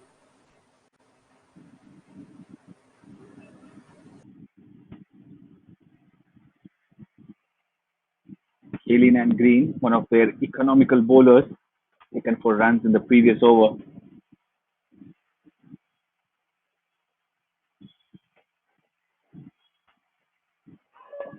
This is nicely timed through covers.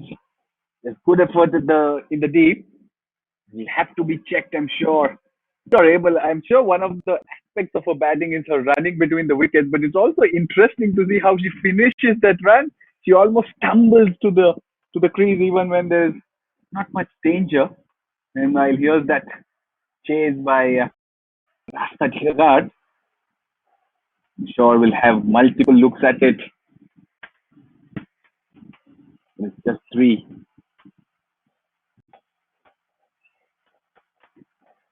What's your take on this pitch? Because it seems as if, as I said, there are runs on offer, but a new batter seems to only take time before finding the middle of her bat.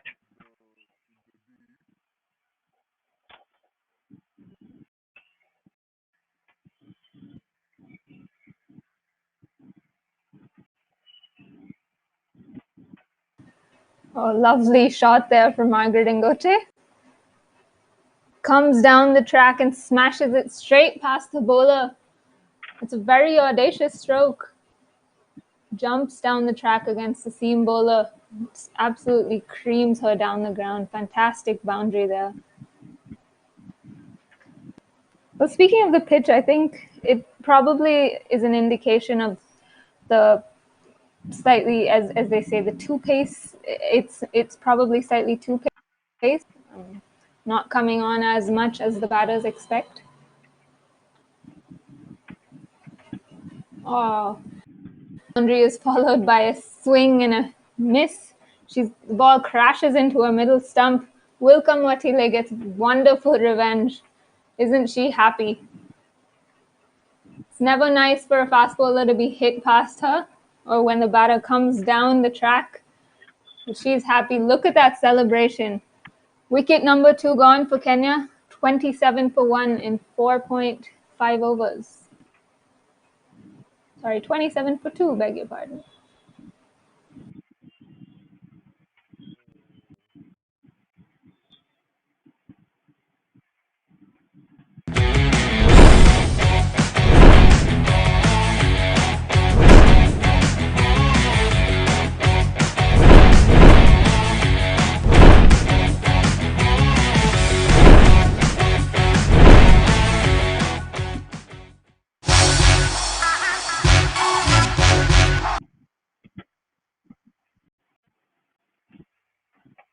Play fun games on the Player Spot app and win up to rupees 5 crores daily. Hashtag Khela Kya. And you do well if you have Wilcome Watile in your side. He just picked up a wicket. As Ananya said, a sweet revenge after being hit for a 4.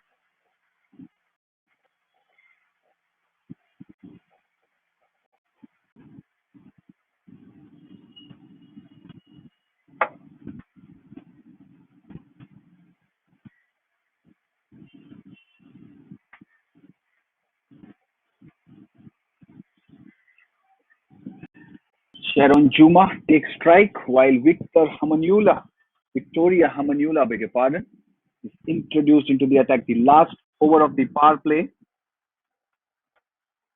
Just have a feeling that Kenya are trying to be a bit too aggressive when they really need not. Yeah, I think they're just a bit above 5.5 and over.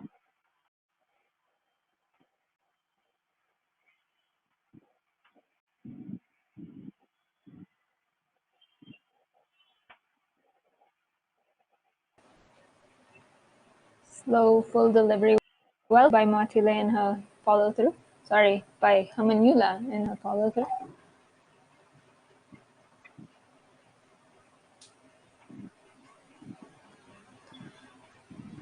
I think Kenya have approached this in a way where they want to go after the new ball. I think what we've seen is that the scoring rate tends to slow down through the middle. Strong shot there. Queen Torable comes down the track, smashes Victoria Hamuniela over mid-off again. She seems to really like that area, and Namibia continue to leave it open. Fantastic shot there. Comes down the track, makes a little bit of room and goes over. Clears it comfortably. What we have seen through this tournament is that it gets slightly more difficult to score through the middle overs. And that's probably why batters think that it's best to go after the bowlers when the ball is hard and new, probably coming onto the bat a lot better.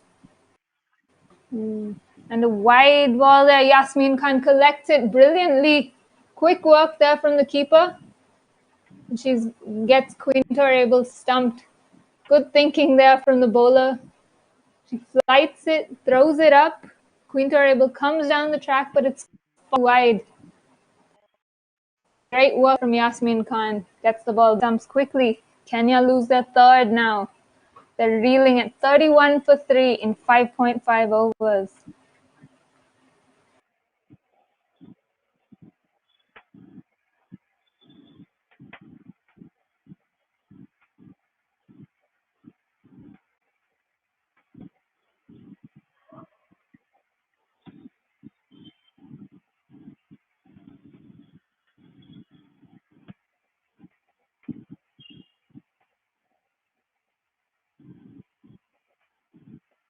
Early trouble for Kenya.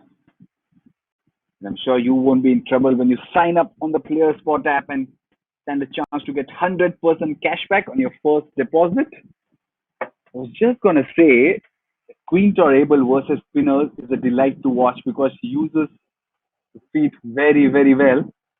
There's a scorecard 32 for 3. Both the openers as well as the skipper are back in the hut. Queen Torable looked really at the spinners, but she was done in the flight all right. But the drift that was visibly too good from Victoria Hamuniela. She's having a ball this tournament. She really is, and it was very, very smart bowling. Just got hit over mid-off, and it's very easy for a spinner to then fire it in on the stumps.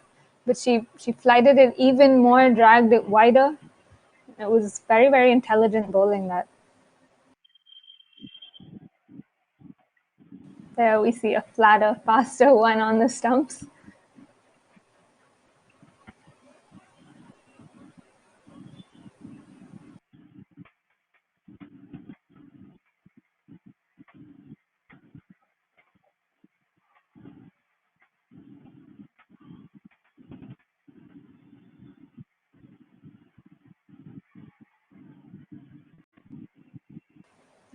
A single to end the power play. Kenya are now 32 for 3 in 6 overs.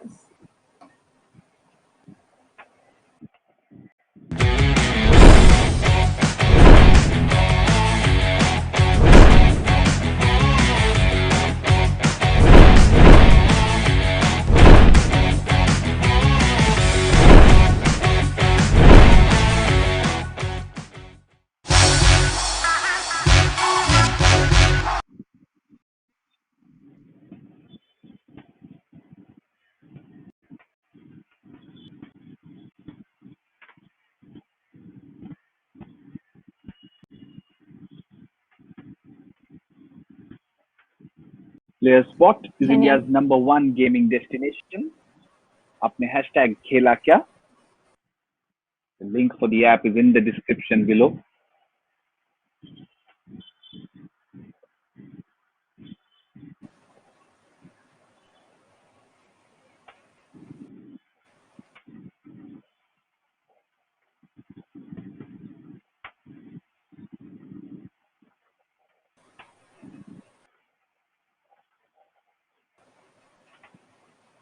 Mistimed shot there from Sarah Witedo.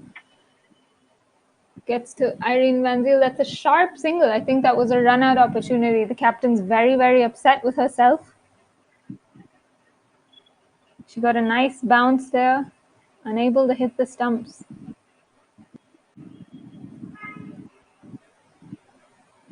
Good delivery that from Watile. She's honing in on the stumps. And Kenya continue to pinch some very risky runs here. Again, Yasmin Khan not happy with herself, unable to collect the throw. Quick return there from Adele Van Zyl. Kenya are now 34 for 3 in 6 and a bit overs. How do you think they should approach this? We saw yesterday that Sharon Juma has a bit of power. She has the ability to hit the ball across the rope. So how do you think they should go about the chase now that they've lost 3 of their very, very accomplished batters?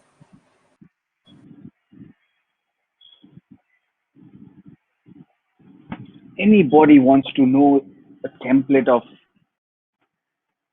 to score over 100 after being 3 down, they just need to have a glance at how Nigeria batted yesterday, 9 for 3. Then there was Salome Sunday and Blessing Etim, who struck a nice, wonderful flowing partnership in the middle for the 4th wicket. That is something that these two, Sara Witeto and Sharon Juma, would have to do. Because, again, it's not a huge score. They need 76 more in 81 balls. Very gettable if they stay in the middle. There'll be that odd bad ball, the wide ball, the buys. Because Yasmin Khan, we've seen, has a tendency to let go of such deliveries.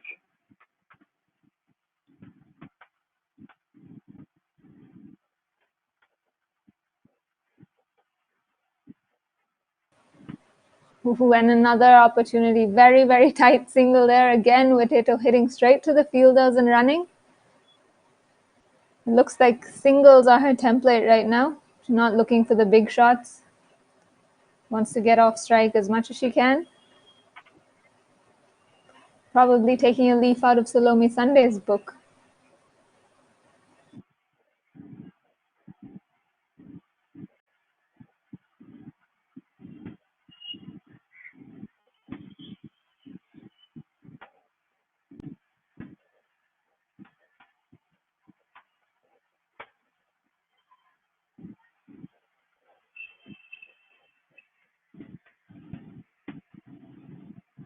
Etim and Sunday's singles were like they were cruising along. They were taking those quick singles, but almost every single that Kenya are running, it seems they have to scamper through and diving and tumbling to make the ground.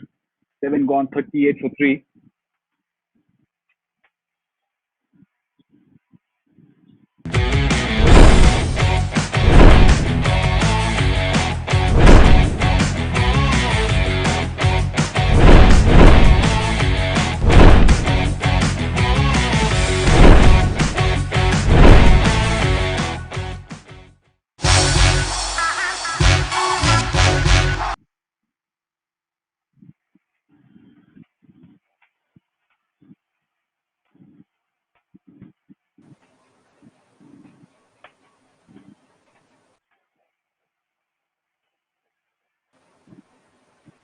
Muniela continues, and Kenya pinch another single, this time Juma dropping her helmet. There always seems to be something when these Kenyan batters pinch a single.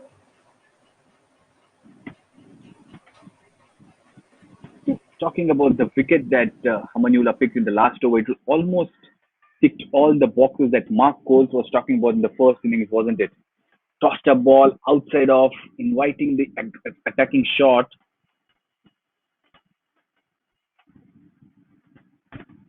Well played. Very well played. It was just short.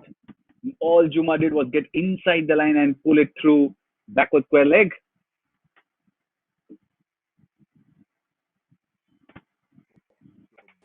Yeah, fantastic shot that.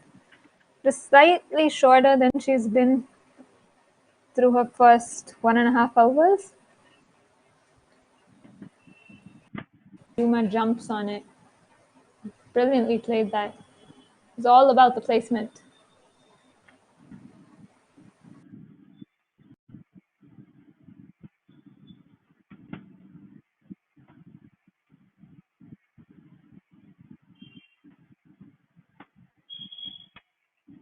But another interesting thing was that Kenya today didn't have their short cover fielder at all. Quinter Abel was hidden somewhere in the outfield or on the circle, but not manning the short cover region.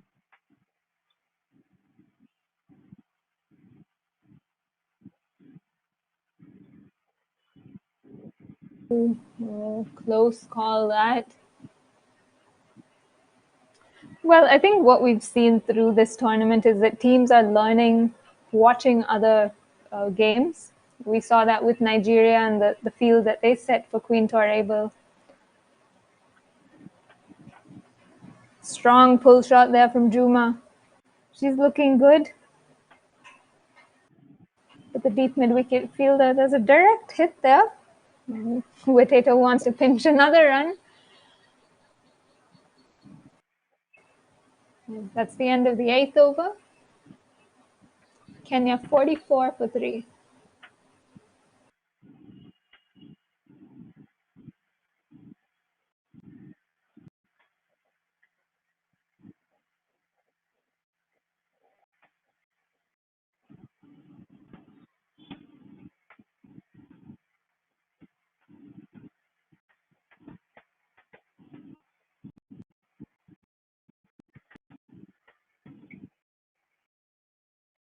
Make a match team and win up to 5 gross day on the player spot fantasy hashtag Khela Kya.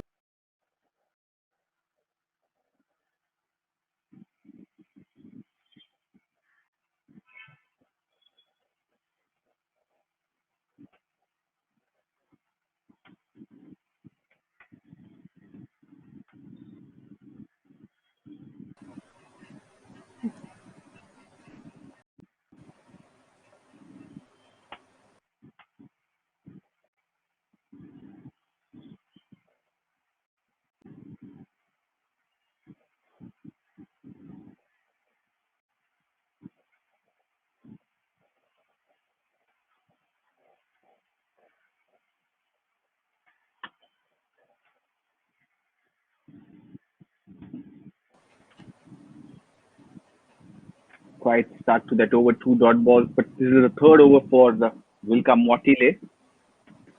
They'll have to look out for options, but what's in store? It's June, it's Wednesday, the 9th of June, and we are just 1 week away from India's test match against England. Shot. Superb shot there from Sharon Juma. Just got under the ball, managed to get it. It was very, very full there from Watile. But Juma just managed to dig it out, hit it between mid-wicket and square leg for a fantastic boundary. She's really found her timing here. A lot will ride on Kenya's wicketkeeper. She looked in good touch yesterday, smashed a big 6. And today she started off quite well.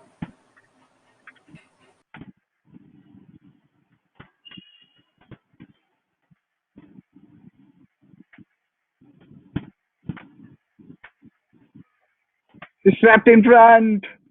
Motile has had this habit of taking revenge because the first wicket was after a boundary, and here she is trapping Juma in front. That was as perfect a Yorker as you can get, and I'm sure you can add more to that.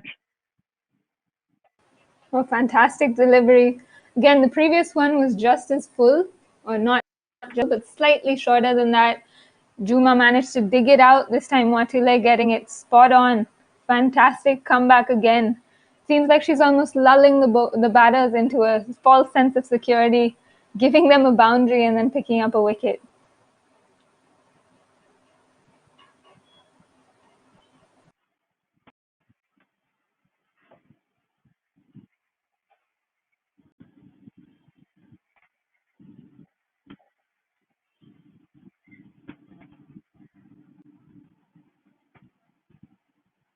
"49 for 4. The tall Esther Wachira walks into the middle. Meanwhile, head over to the Play app. It's India's #1 gaming destination. Apne hashtag Khela Kya. as batting card appears. Not much to write home about. 49 for 4, chasing a mere 111. Given that they overall Nigeria score yesterday should have been a cakewalk. Spoon's pitch has its own tricks.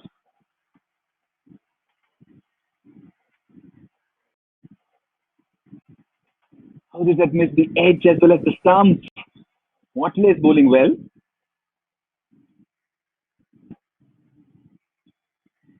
Oh yes, she's been fantastic. Really, really full, attacking those stumps. I think she's made up for the resting of Sylvia Shehepo. She's really taken the mantle for Namibia.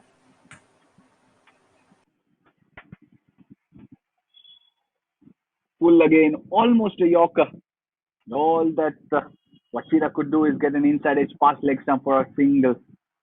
Interesting how you talk about test match and these teams start performing to a different level. Also, I remember bringing up the India-England test match next week. But here's what happened. Yasmin Khan has got a bad bounce. The ball just copying. She's on her face.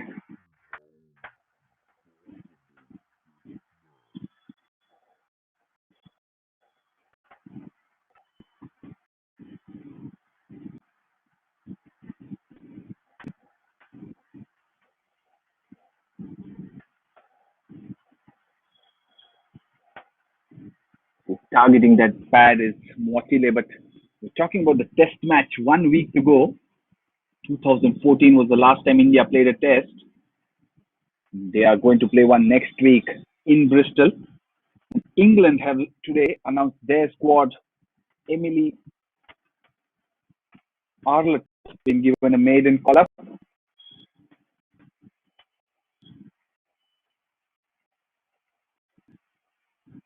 It's a quick touch and go for Sara Potato. End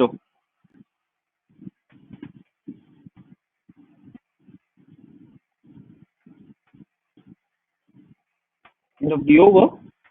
It's 52 for 4. Kenya need another 59 in 11 overs. Still gettable? We'll check it after the break.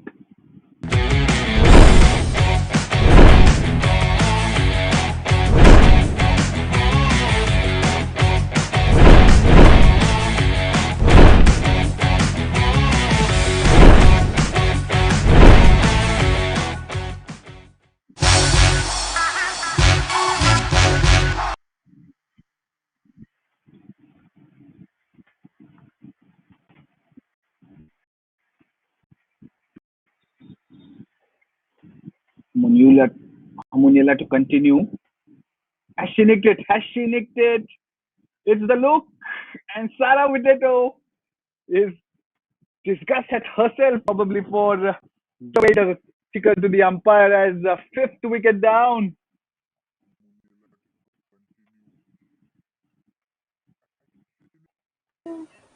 Oh yes, it was almost like Yasmin Khan was pleading for that wicket. The umpire seemed a little reluctant to give that. Hamuniela just politely inquiring, just a slight ahead, asking the question, but Yasmin Khan there jumping up and down, pleading for the wicket. Kenya now in dire straits, 51 for 5.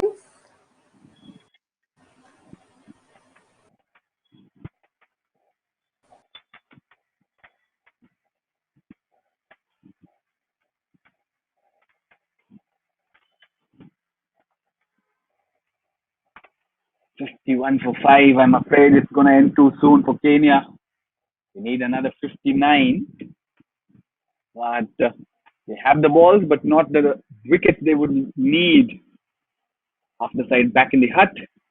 Jane Otieno walks in at number 7.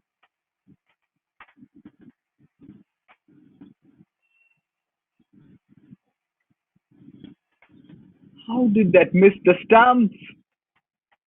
Oh dear. Otieno didn't have any clue of whether the ball's going to come in or go straight. It's a bye because Yasmin Khan couldn't collect it cleanly. A single, but she has Hamuniela turned it around 2 wickets today. And to think back that she's just bowled in 6 matches before this, the 12 that she'd played. Where was she hidden? Yeah, she's had a 52 for fantastic 5, tournament, hasn't she? 53 for.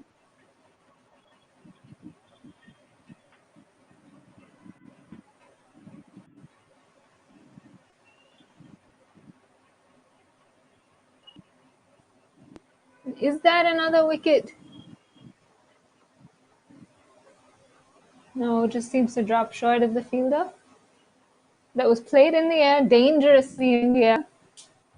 Victoria Hamuniela bowled quite brilliantly. She has these Kenyan batters dancing to her tune. Another delivery just passes the off stump. Maintaining a brilliant line here. Calling her fielder into the circle. Looks quite confident now.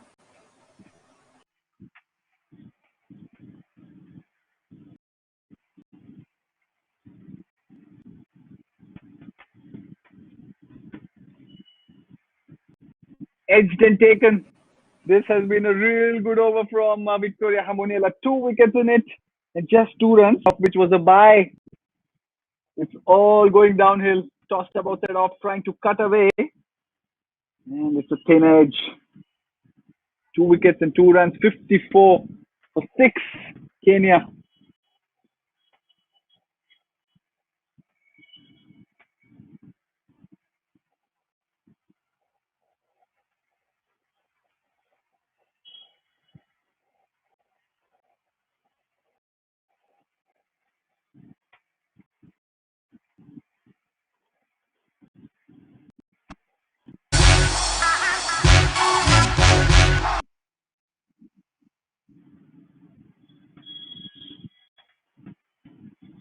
Make match-winning team and win up to ₹5 crores daily on the Player Spot Fantasy app.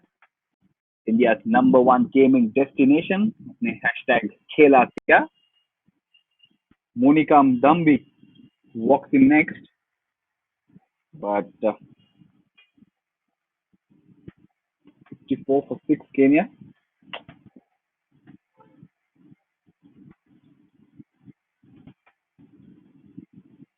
Well bowled, Motile. Well bowled.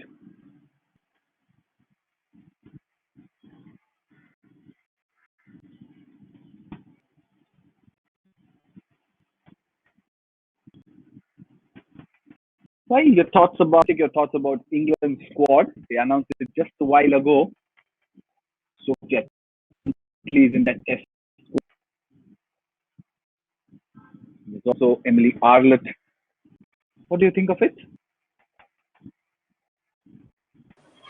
Well, I'm very, very pleased for Sophia Dunkley. She's been in excellent form for quite a while now. Great to have seen her make a comeback to that T20I squad last year in September against the West Indies. She's kept her place in the T20 side. She's played all in that final T20I against the West Indies, and she's been in fantastic form through the Rachel Hayhoe Flint Trophy as well. In fact, she scored 100 for England A against the full-strength England side as well. So she's been in great touch, and I think it's a deserved call-up to that test squad. Whether she'll play or not is arguable. It's just great to see her, one, get a central contract, and 2, get called up to squad. Just to be in and around that players training as a full-time professional is going to do wonders for her.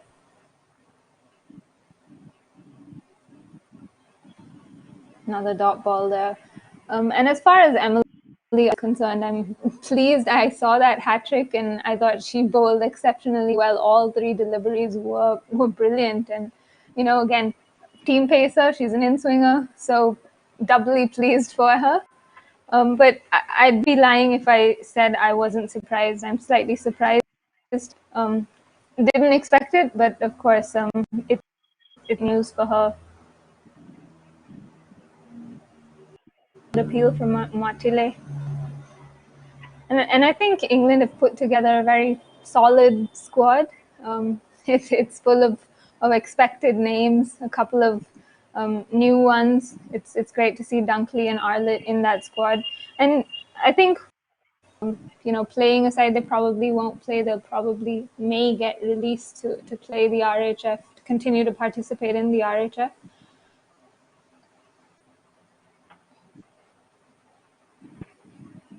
But I think it's just wonderful to see new players be given opportunities to understand what it's like to be in an international team, to be in that. That's the end of the over and the end of Motile's spell.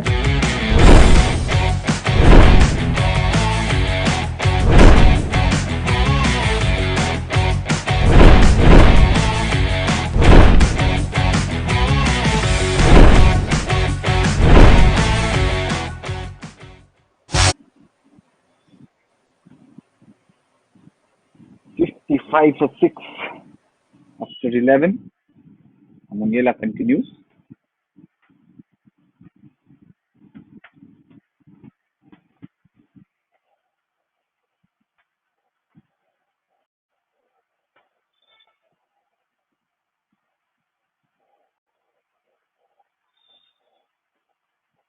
It's almost always about timing. That performance last week from Emily Arlett couldn't have come at a better time.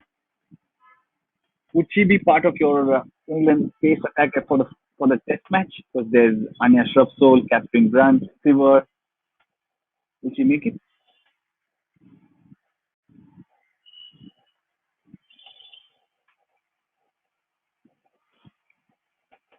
Another loud appeal there from Yasmin Khan, again pleading with the square leg umpire this time.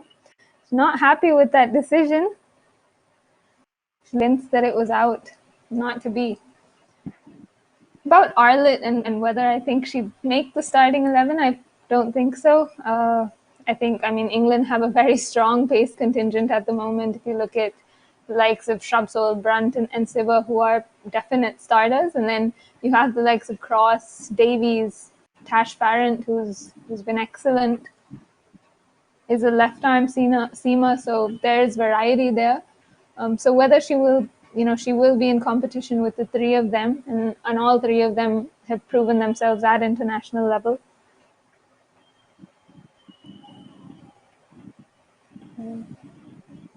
Single to cover point. So I don't think she'll make the starting 11 unless, of course, Lisa Keightley, pulls a surprise on everyone. But I think it's just great to see England realize that they need to look beyond Brunt Shrubsole, because they are, pushing the edge of the end of their careers.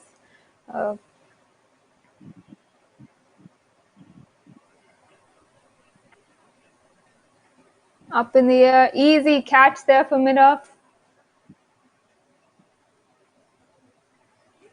Another wicket for Victoria Hamuniela, flighted. Looked like the batter was trying to go over mid-off.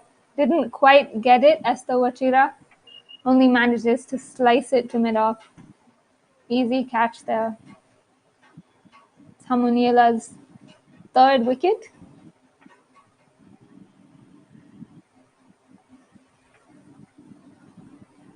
Kenya now 6 down.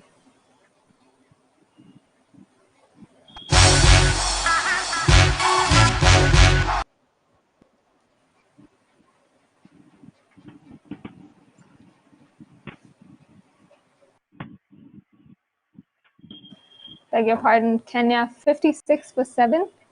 Just lost their 7th wicket. Coming back to your question about whether play, I think I'm very pleased that England seem to be building a strong contingent of young fast bowlers. Whether you look at Arlett, there was Izzy Wong in the bigger squad that travelled to New Zealand. So there are a lot of young fast bowlers coming through. Tash Farrant has come back into that setup after years out of it. So yeah, I think like Australia, they're building a strong pace contingent, a good bench of fast bowlers. So it's very, very exciting for them. Erin Fanji back into the attack. Wins with a single 57 for 7. 12.1 overs. Lavenda Idambo, the new batter. It's also keeping in mind, as you said, the bigger picture, because next year ahead of the World Cup is also the Ashes Test that England are playing. And perhaps they are mindful of the fact that Catherine Brunt might be on the edge if asked to play all games. It's a good experience for Arlott to be in the squad. There's another one, Swiss. Erine Fanzil back for a second spell after Mwatile finished hers. She's begun really well. Kenya going nowhere with the run chase. We thought it could be a cakewalk. 111 chase after they mastered 109 yesterday. Here they are struggling at 57 for 7. Shot. Wonderful shot over the infield on the offside. I just not have the legs to go to the ropes.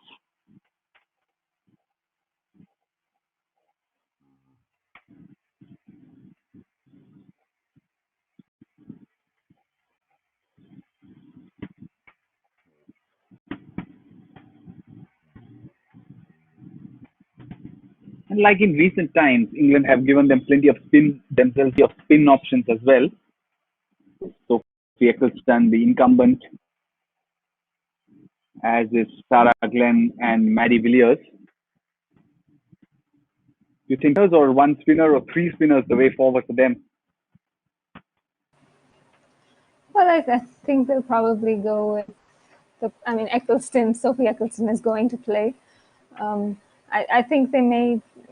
I'm not sure. India have a couple of left-handers in that lineup. Oh, and a wicket for Irene Van Zyl, her second of the game. Kenya really reeling here. 8th wicket now.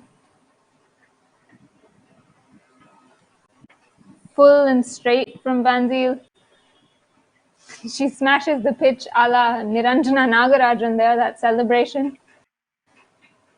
Kenya now 60 for 8 in 12.5 overs.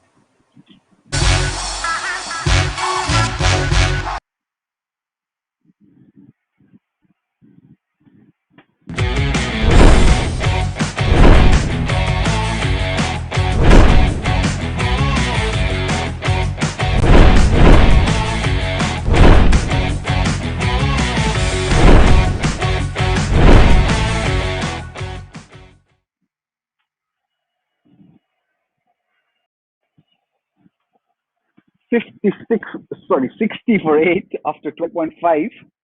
Namibia is really in the driver's seat, and so am I on Player Spot app, because my team is winning big. Apne hashtag Khela Kya, have you played?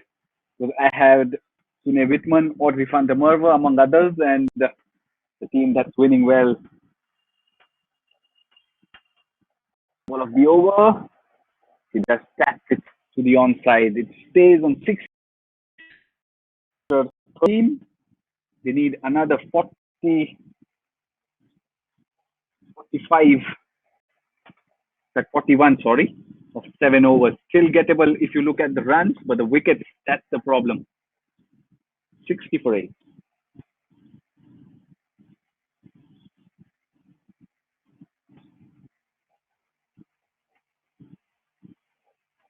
Kaylin and Green back into the attack. So yes, you were talking about spinners. Eccleston, Villiers, Glenn. There's a lot to choose from. Heather Knight bowls spin as well.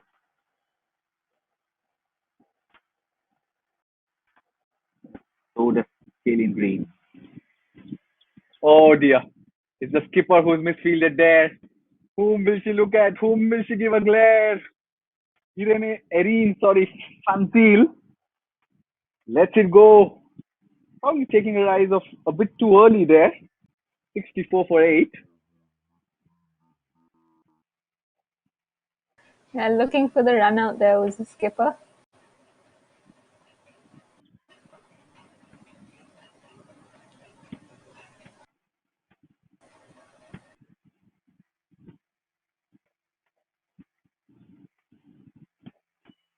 Another one taking it on the full. More chase time for Fanzil. Does well this time. Keeps it down to 2. 66 for 8. And they are not letting you complete the talk about spin for England.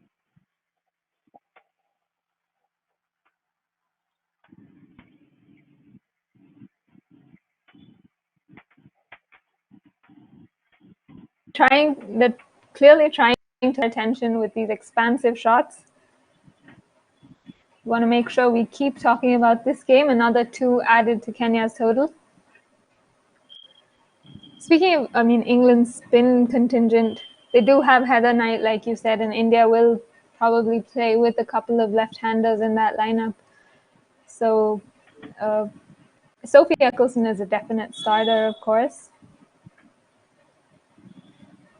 Another strong shot there over the infield. It seems, is this running away? Yes, it's a boundary. Much needed boundary for Kenya. They are not giving up here. Looking to get as close as they can to the total. If nothing, it will help their net run rate, of course. Pitched up, slices the ball over point, and it runs away to the boundary. It looks like the outfield is slightly quicker than it was yesterday. The ball seems to be traveling quite nicely.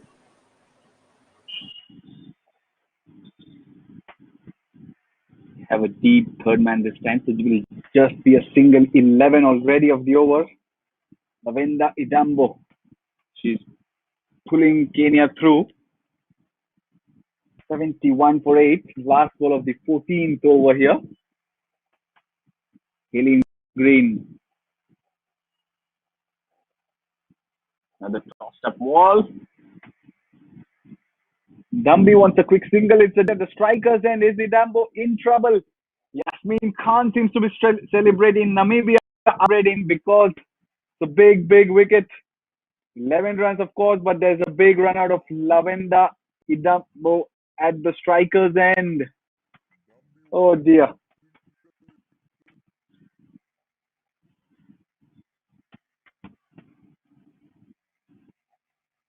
$71 for 9 after 14.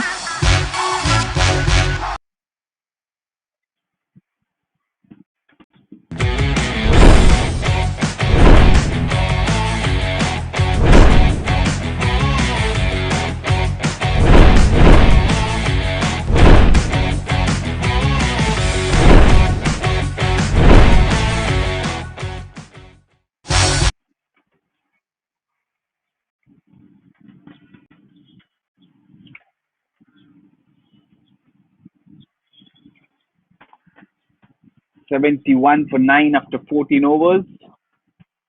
Make a match-winning team on player spot and win up to 5 crores rupees daily. Hashtag Khela Kya. You might do well to head over because Rwanda, the host, take on Nigeria in the next game. Namibia just 1 wicket away from that win. Is that a wise call to go for the single? Because Idambo was hitting it well. She would have been off strike had she made it in. Your thoughts on that wicket?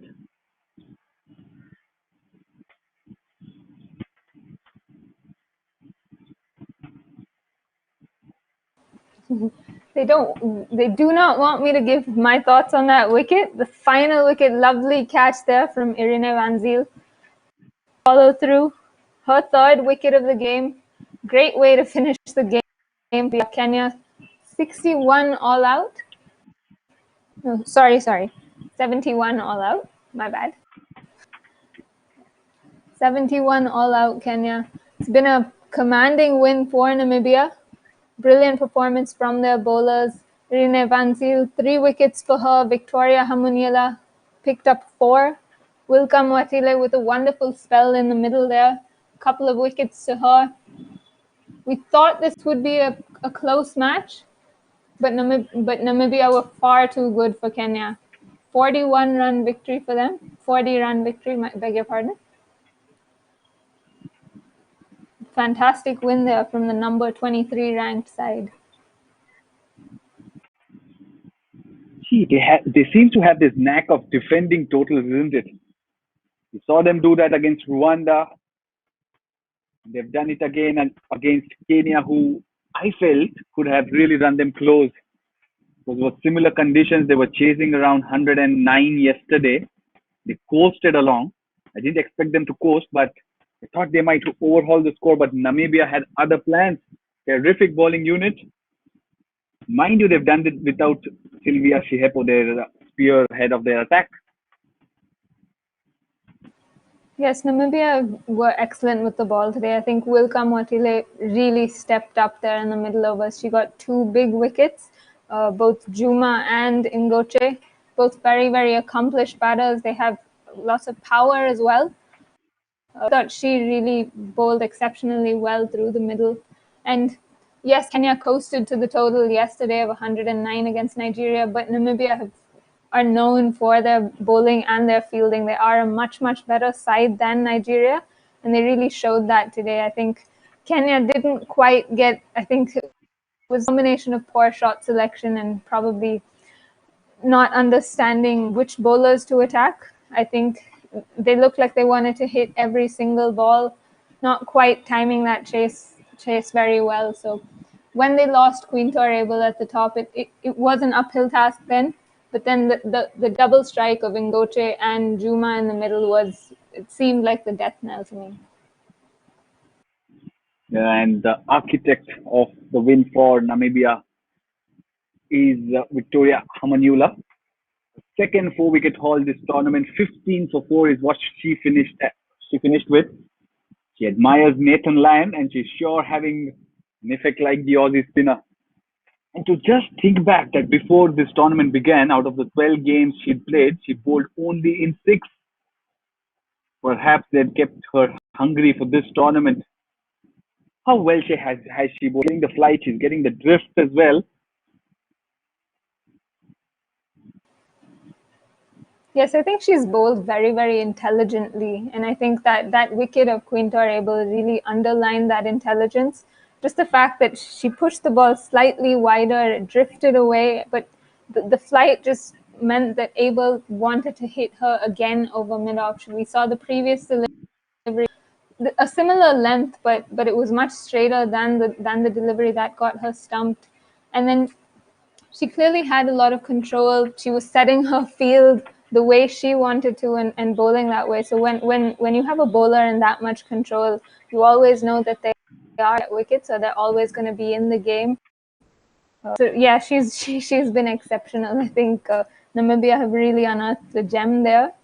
Seemed reluctant to give her the ball before this, but now I don't think she'll let them take it away. Indeed. Namibia winning all 4 of their league matches. It was their last league game today.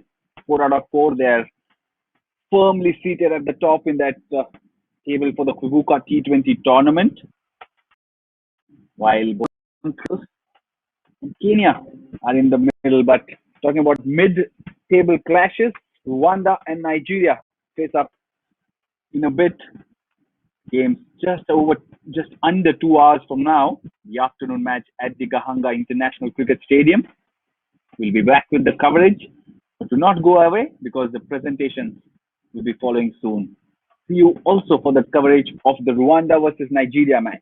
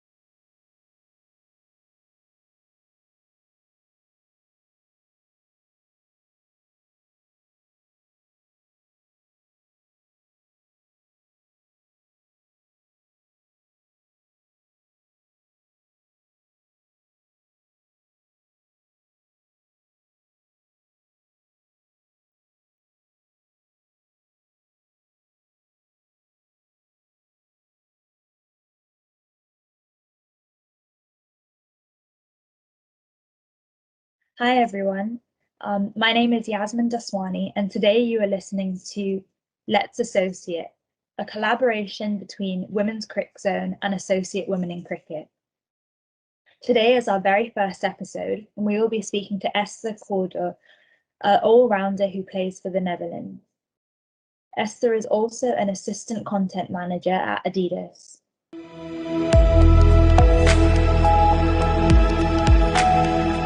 Thanks. And Esther, could you let us know how you started playing? So how did you start playing cricket? Yeah, I think like a lot of people here in the Netherlands, a lot of us played because one of our relatives or family played cricket. So for me personally, I'm half Australian, half Dutch. My dad is English Australian, so I was born in Amsterdam, but then lived in Australia for 7 years. So I think that's where my cricket roots started. But mainly from my dad's side, on the from the English country. My whole family played cricket, and that's how I got into cricket here. So when we moved back here when I was 8, that's when I started playing here in the Netherlands. So I've never actually played cricket in Australia, other than a tour that we've done there. But so that's how I got into cricket. And were you more of a batsman growing up, or a bowler, or an all-rounder? Very much a bowler, actually. I got into bowling very quickly, actually. I think when I was very young, I attempted wicket keeping, but that was not a success. So quit that very early on, and then really developed myself as a bowler. And I think over the past 2 years, also been working really hard on batting, and I think I've been very much enjoying that over the past few games as well. So especially with club cricket, really trying to combine both the bowling and batting. Yeah, so I mean, tell us a bit about. So you said you mentioned the last 2 games that you did quite well. So yeah, I saw that you top scored in the game on Thursday. So can you just talk me through? So what is the tournament? Yeah, sure. Well, what we have at the moment is we have the hoofdklasse here in the Netherlands. We've got 5 teams competing, which is a 40 over competition. Which is really, really great, because I think we all very much enjoy the longer format of the game. It really gives you the opportunity to give yourself some time to score runs. So for 2 games, I actually scored one game 20 and one game 18, which I don't score a lot of runs normally, so I was very pleased. And it was really good. I think 40 overs suited me very well in allowing myself a lot of time to get in and to see the ball, and to then also score some runs. So I think that's really good. I think the longer format suits my batting style a lot better. So I was able to score some runs as well. So I think the batting has been really good. A lot of the girls have been working very, very hard on the batting. So in the same game, Babette Leda scored a 97, which was really, really, really good to see. I think everyone enjoys within the Netherlands if other players are doing well as well. So yeah, really good to see. And so how many teams are there in the tournament? What's the structure of it? Is it a knockout game, or is it a round robin tournament?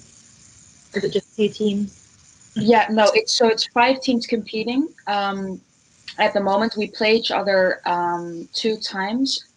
Yeah, do I say that correctly? Yes, we do. So each team plays each other twice, and then so no knockout rounds or anything like that. It's just the team scoring the most points. So a win is 4 points. And a tie is 1 point. So that's where it gets interesting, because we've got a lot of rain here in the Netherlands. So some teams have been unfortunate that to just take away the 1 point. So it will definitely get really exciting at the end. I think this format is really good, because we have a lot less teams competing at the moment.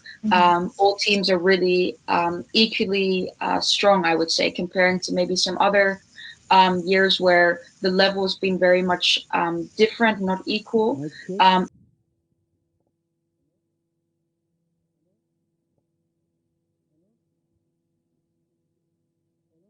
Hello? Mic check. Mic check. Mic check. Thank you. Team Namibia? All right. I would like you, Team Namibia, to do something like what Team Kenya has done. Let's make one cue, everybody. Like, some, like 1 cue like that. Yeah.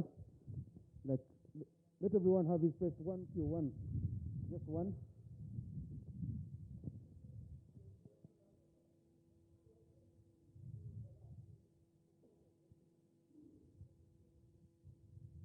Yeah.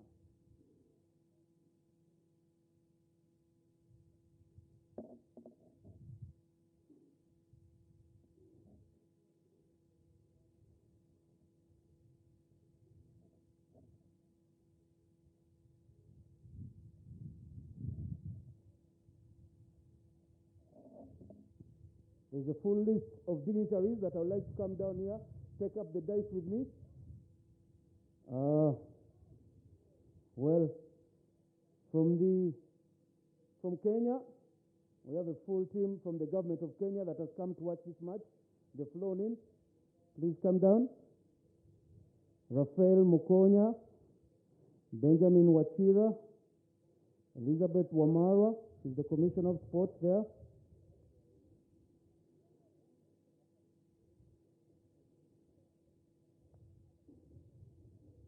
Adan Tigo, Engineer Maurice Akunga, also from the Normalization Committee. Please, you can come right here, come right here, come right here. Come right here, guys.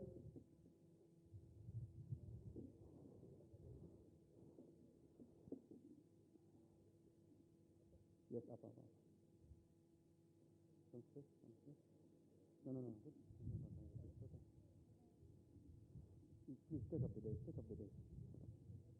Also,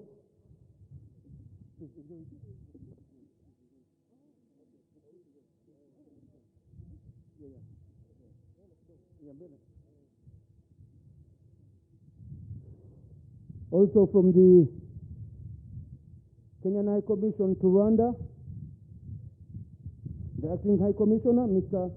Philip Githoria, please step up, plus the guys from the envoy there, Rafael Torrell, David Kabata, and Daisy Kipanga. Please, Martin Suji, join them, and the President, Rwanda Cricket Association.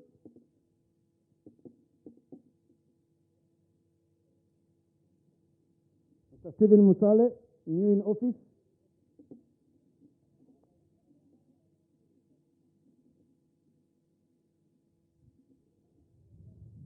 Thank you. Guys, you can wave to the players. I won't be allowing you to touch them, not all of you. You can wave to the players from Namibia. Thank you for supporting cricket, the government of Kenya. We know that Kenya have only been able to come here because the government put its foot down and said sports must happen and women's cricket must thrive. And Kenya are a big team in African sports and the world over. They've played in 5 World Cups, the men's team. The women will play in the World Cup very soon if you continue with the support you're giving them. Believe me on that. Nobody has seen Team Kenya travel for a tournament with a contingent of 17 players before and maybe 10 officials. It has happened this time. That's the way to go in modern sports, with people like physiotherapists, strength and conditioning coaches, psychologists, analysts, all needed in contingent. And Kenya have done that. Big happenings there.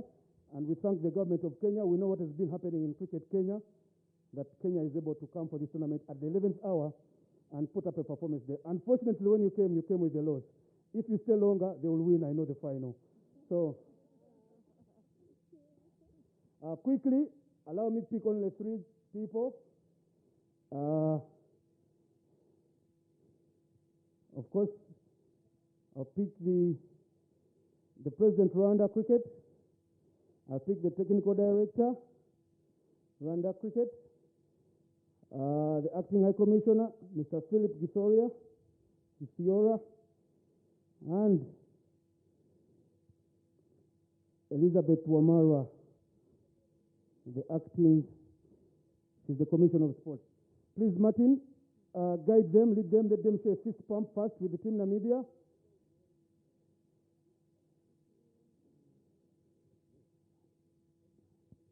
The 4 of you, plus you, Martin, you're a big man, you're Kenyan, we know, but you're Rwandan now. He's the technical director. Martin Suji, a legend of Kenyan cricket, of course. He played in 3 World Cups. The man with the most graceful bowling action you'll ever see in world cricket, only compared to Glenn McGrath if you followed cricket. 43 wickets for Kenya there and 65 ODIs. Do the same, Martin. Take them and they share fist pump with Team Kenya as well. Do the same.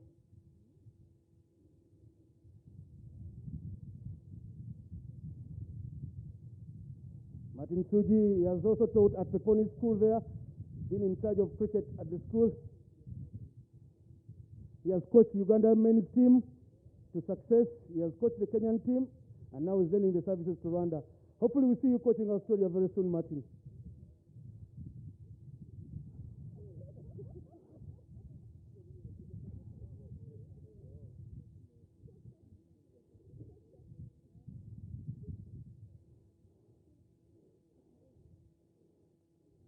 Thank you, the envoy from Kenya. Once again, Martin Suji, please lead them away. Lead them away. Thank you, guys. I know Stephen is going to host you very well. He's going to buy the most expensive wines and the most expensive champagnes. When you go back to Kenya, take the love.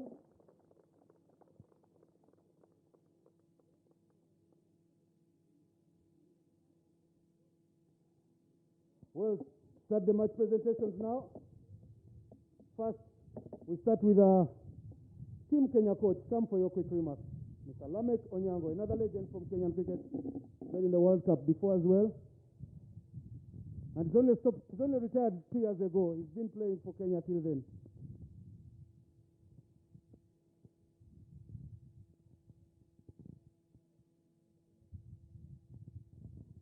Your remarks from the game.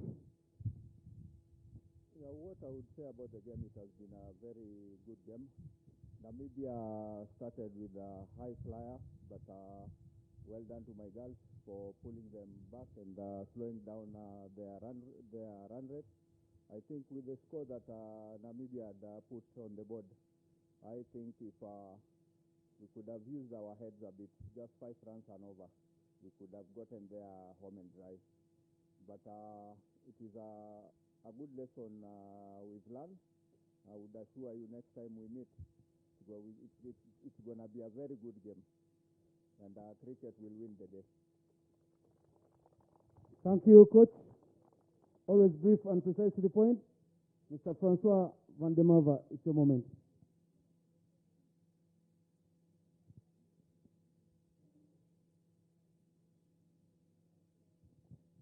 Yes, Francis, or Francois, whichever way you want it.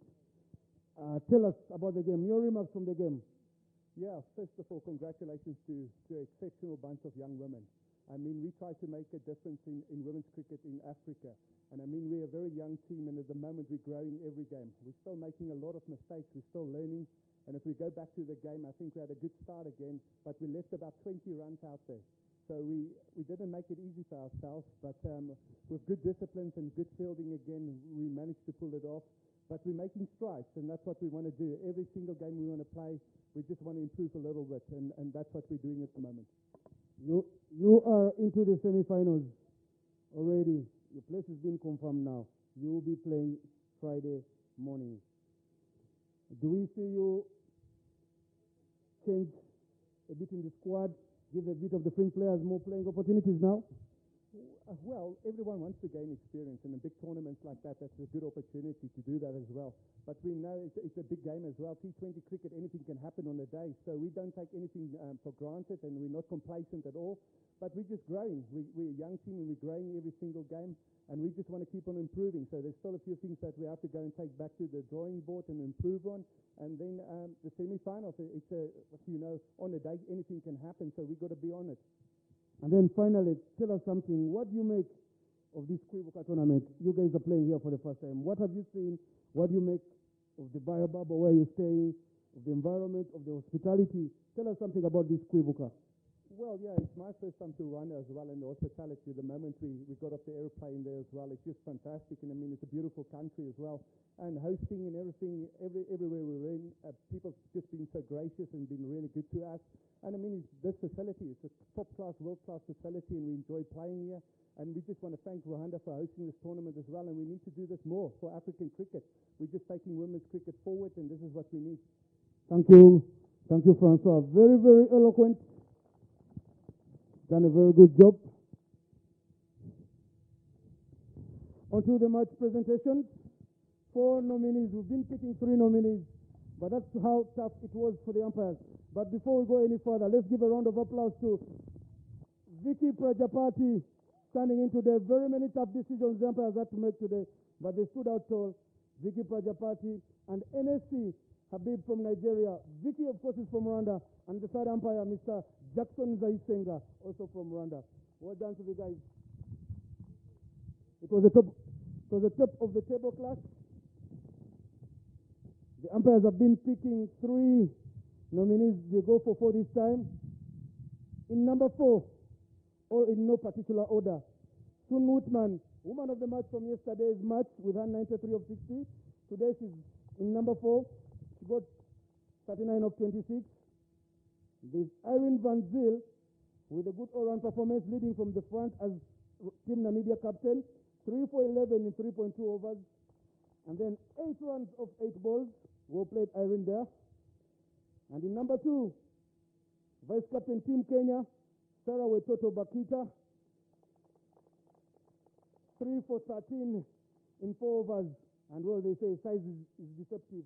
It was running between the wickets like a kitten. Well done, Sarah. But the woman of the match is an entertaining talent from Namibia, picking up her second Player of the Match award, Victoria Hamunyera, 4 for 15.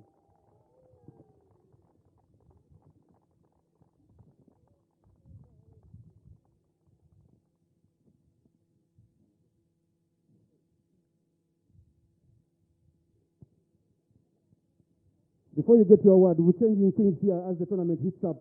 We'd like to hear from you. You're always coming in, picking wickets with your spinners. How hard did you train for this tournament? Well, I trained very hard and learned to bowl my length and turning the ball more. And then, when you made it to the squad, did you think you would be this important a player for your team? I mean, by making the team is very important because it's very difficult to get into the squad. Going forward, how much more of these big performances should we expect from you? A young player coming out here and doing the things that everyone else would love to do for their teams and countries. Well, I'm looking forward on performing and working very hard and taking more wickets. Thank you, Victoria. You can give me the microphone. You can stay here. To give out the Woman of Match Award to Victoria Hamunyera, please, Philip Gisiora, the Acting High Commissioner of Kenya to Rwanda.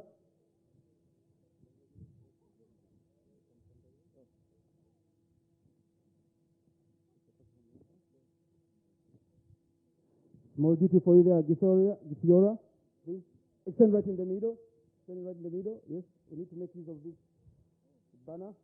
Extend in the middle. Extend to her. Yeah.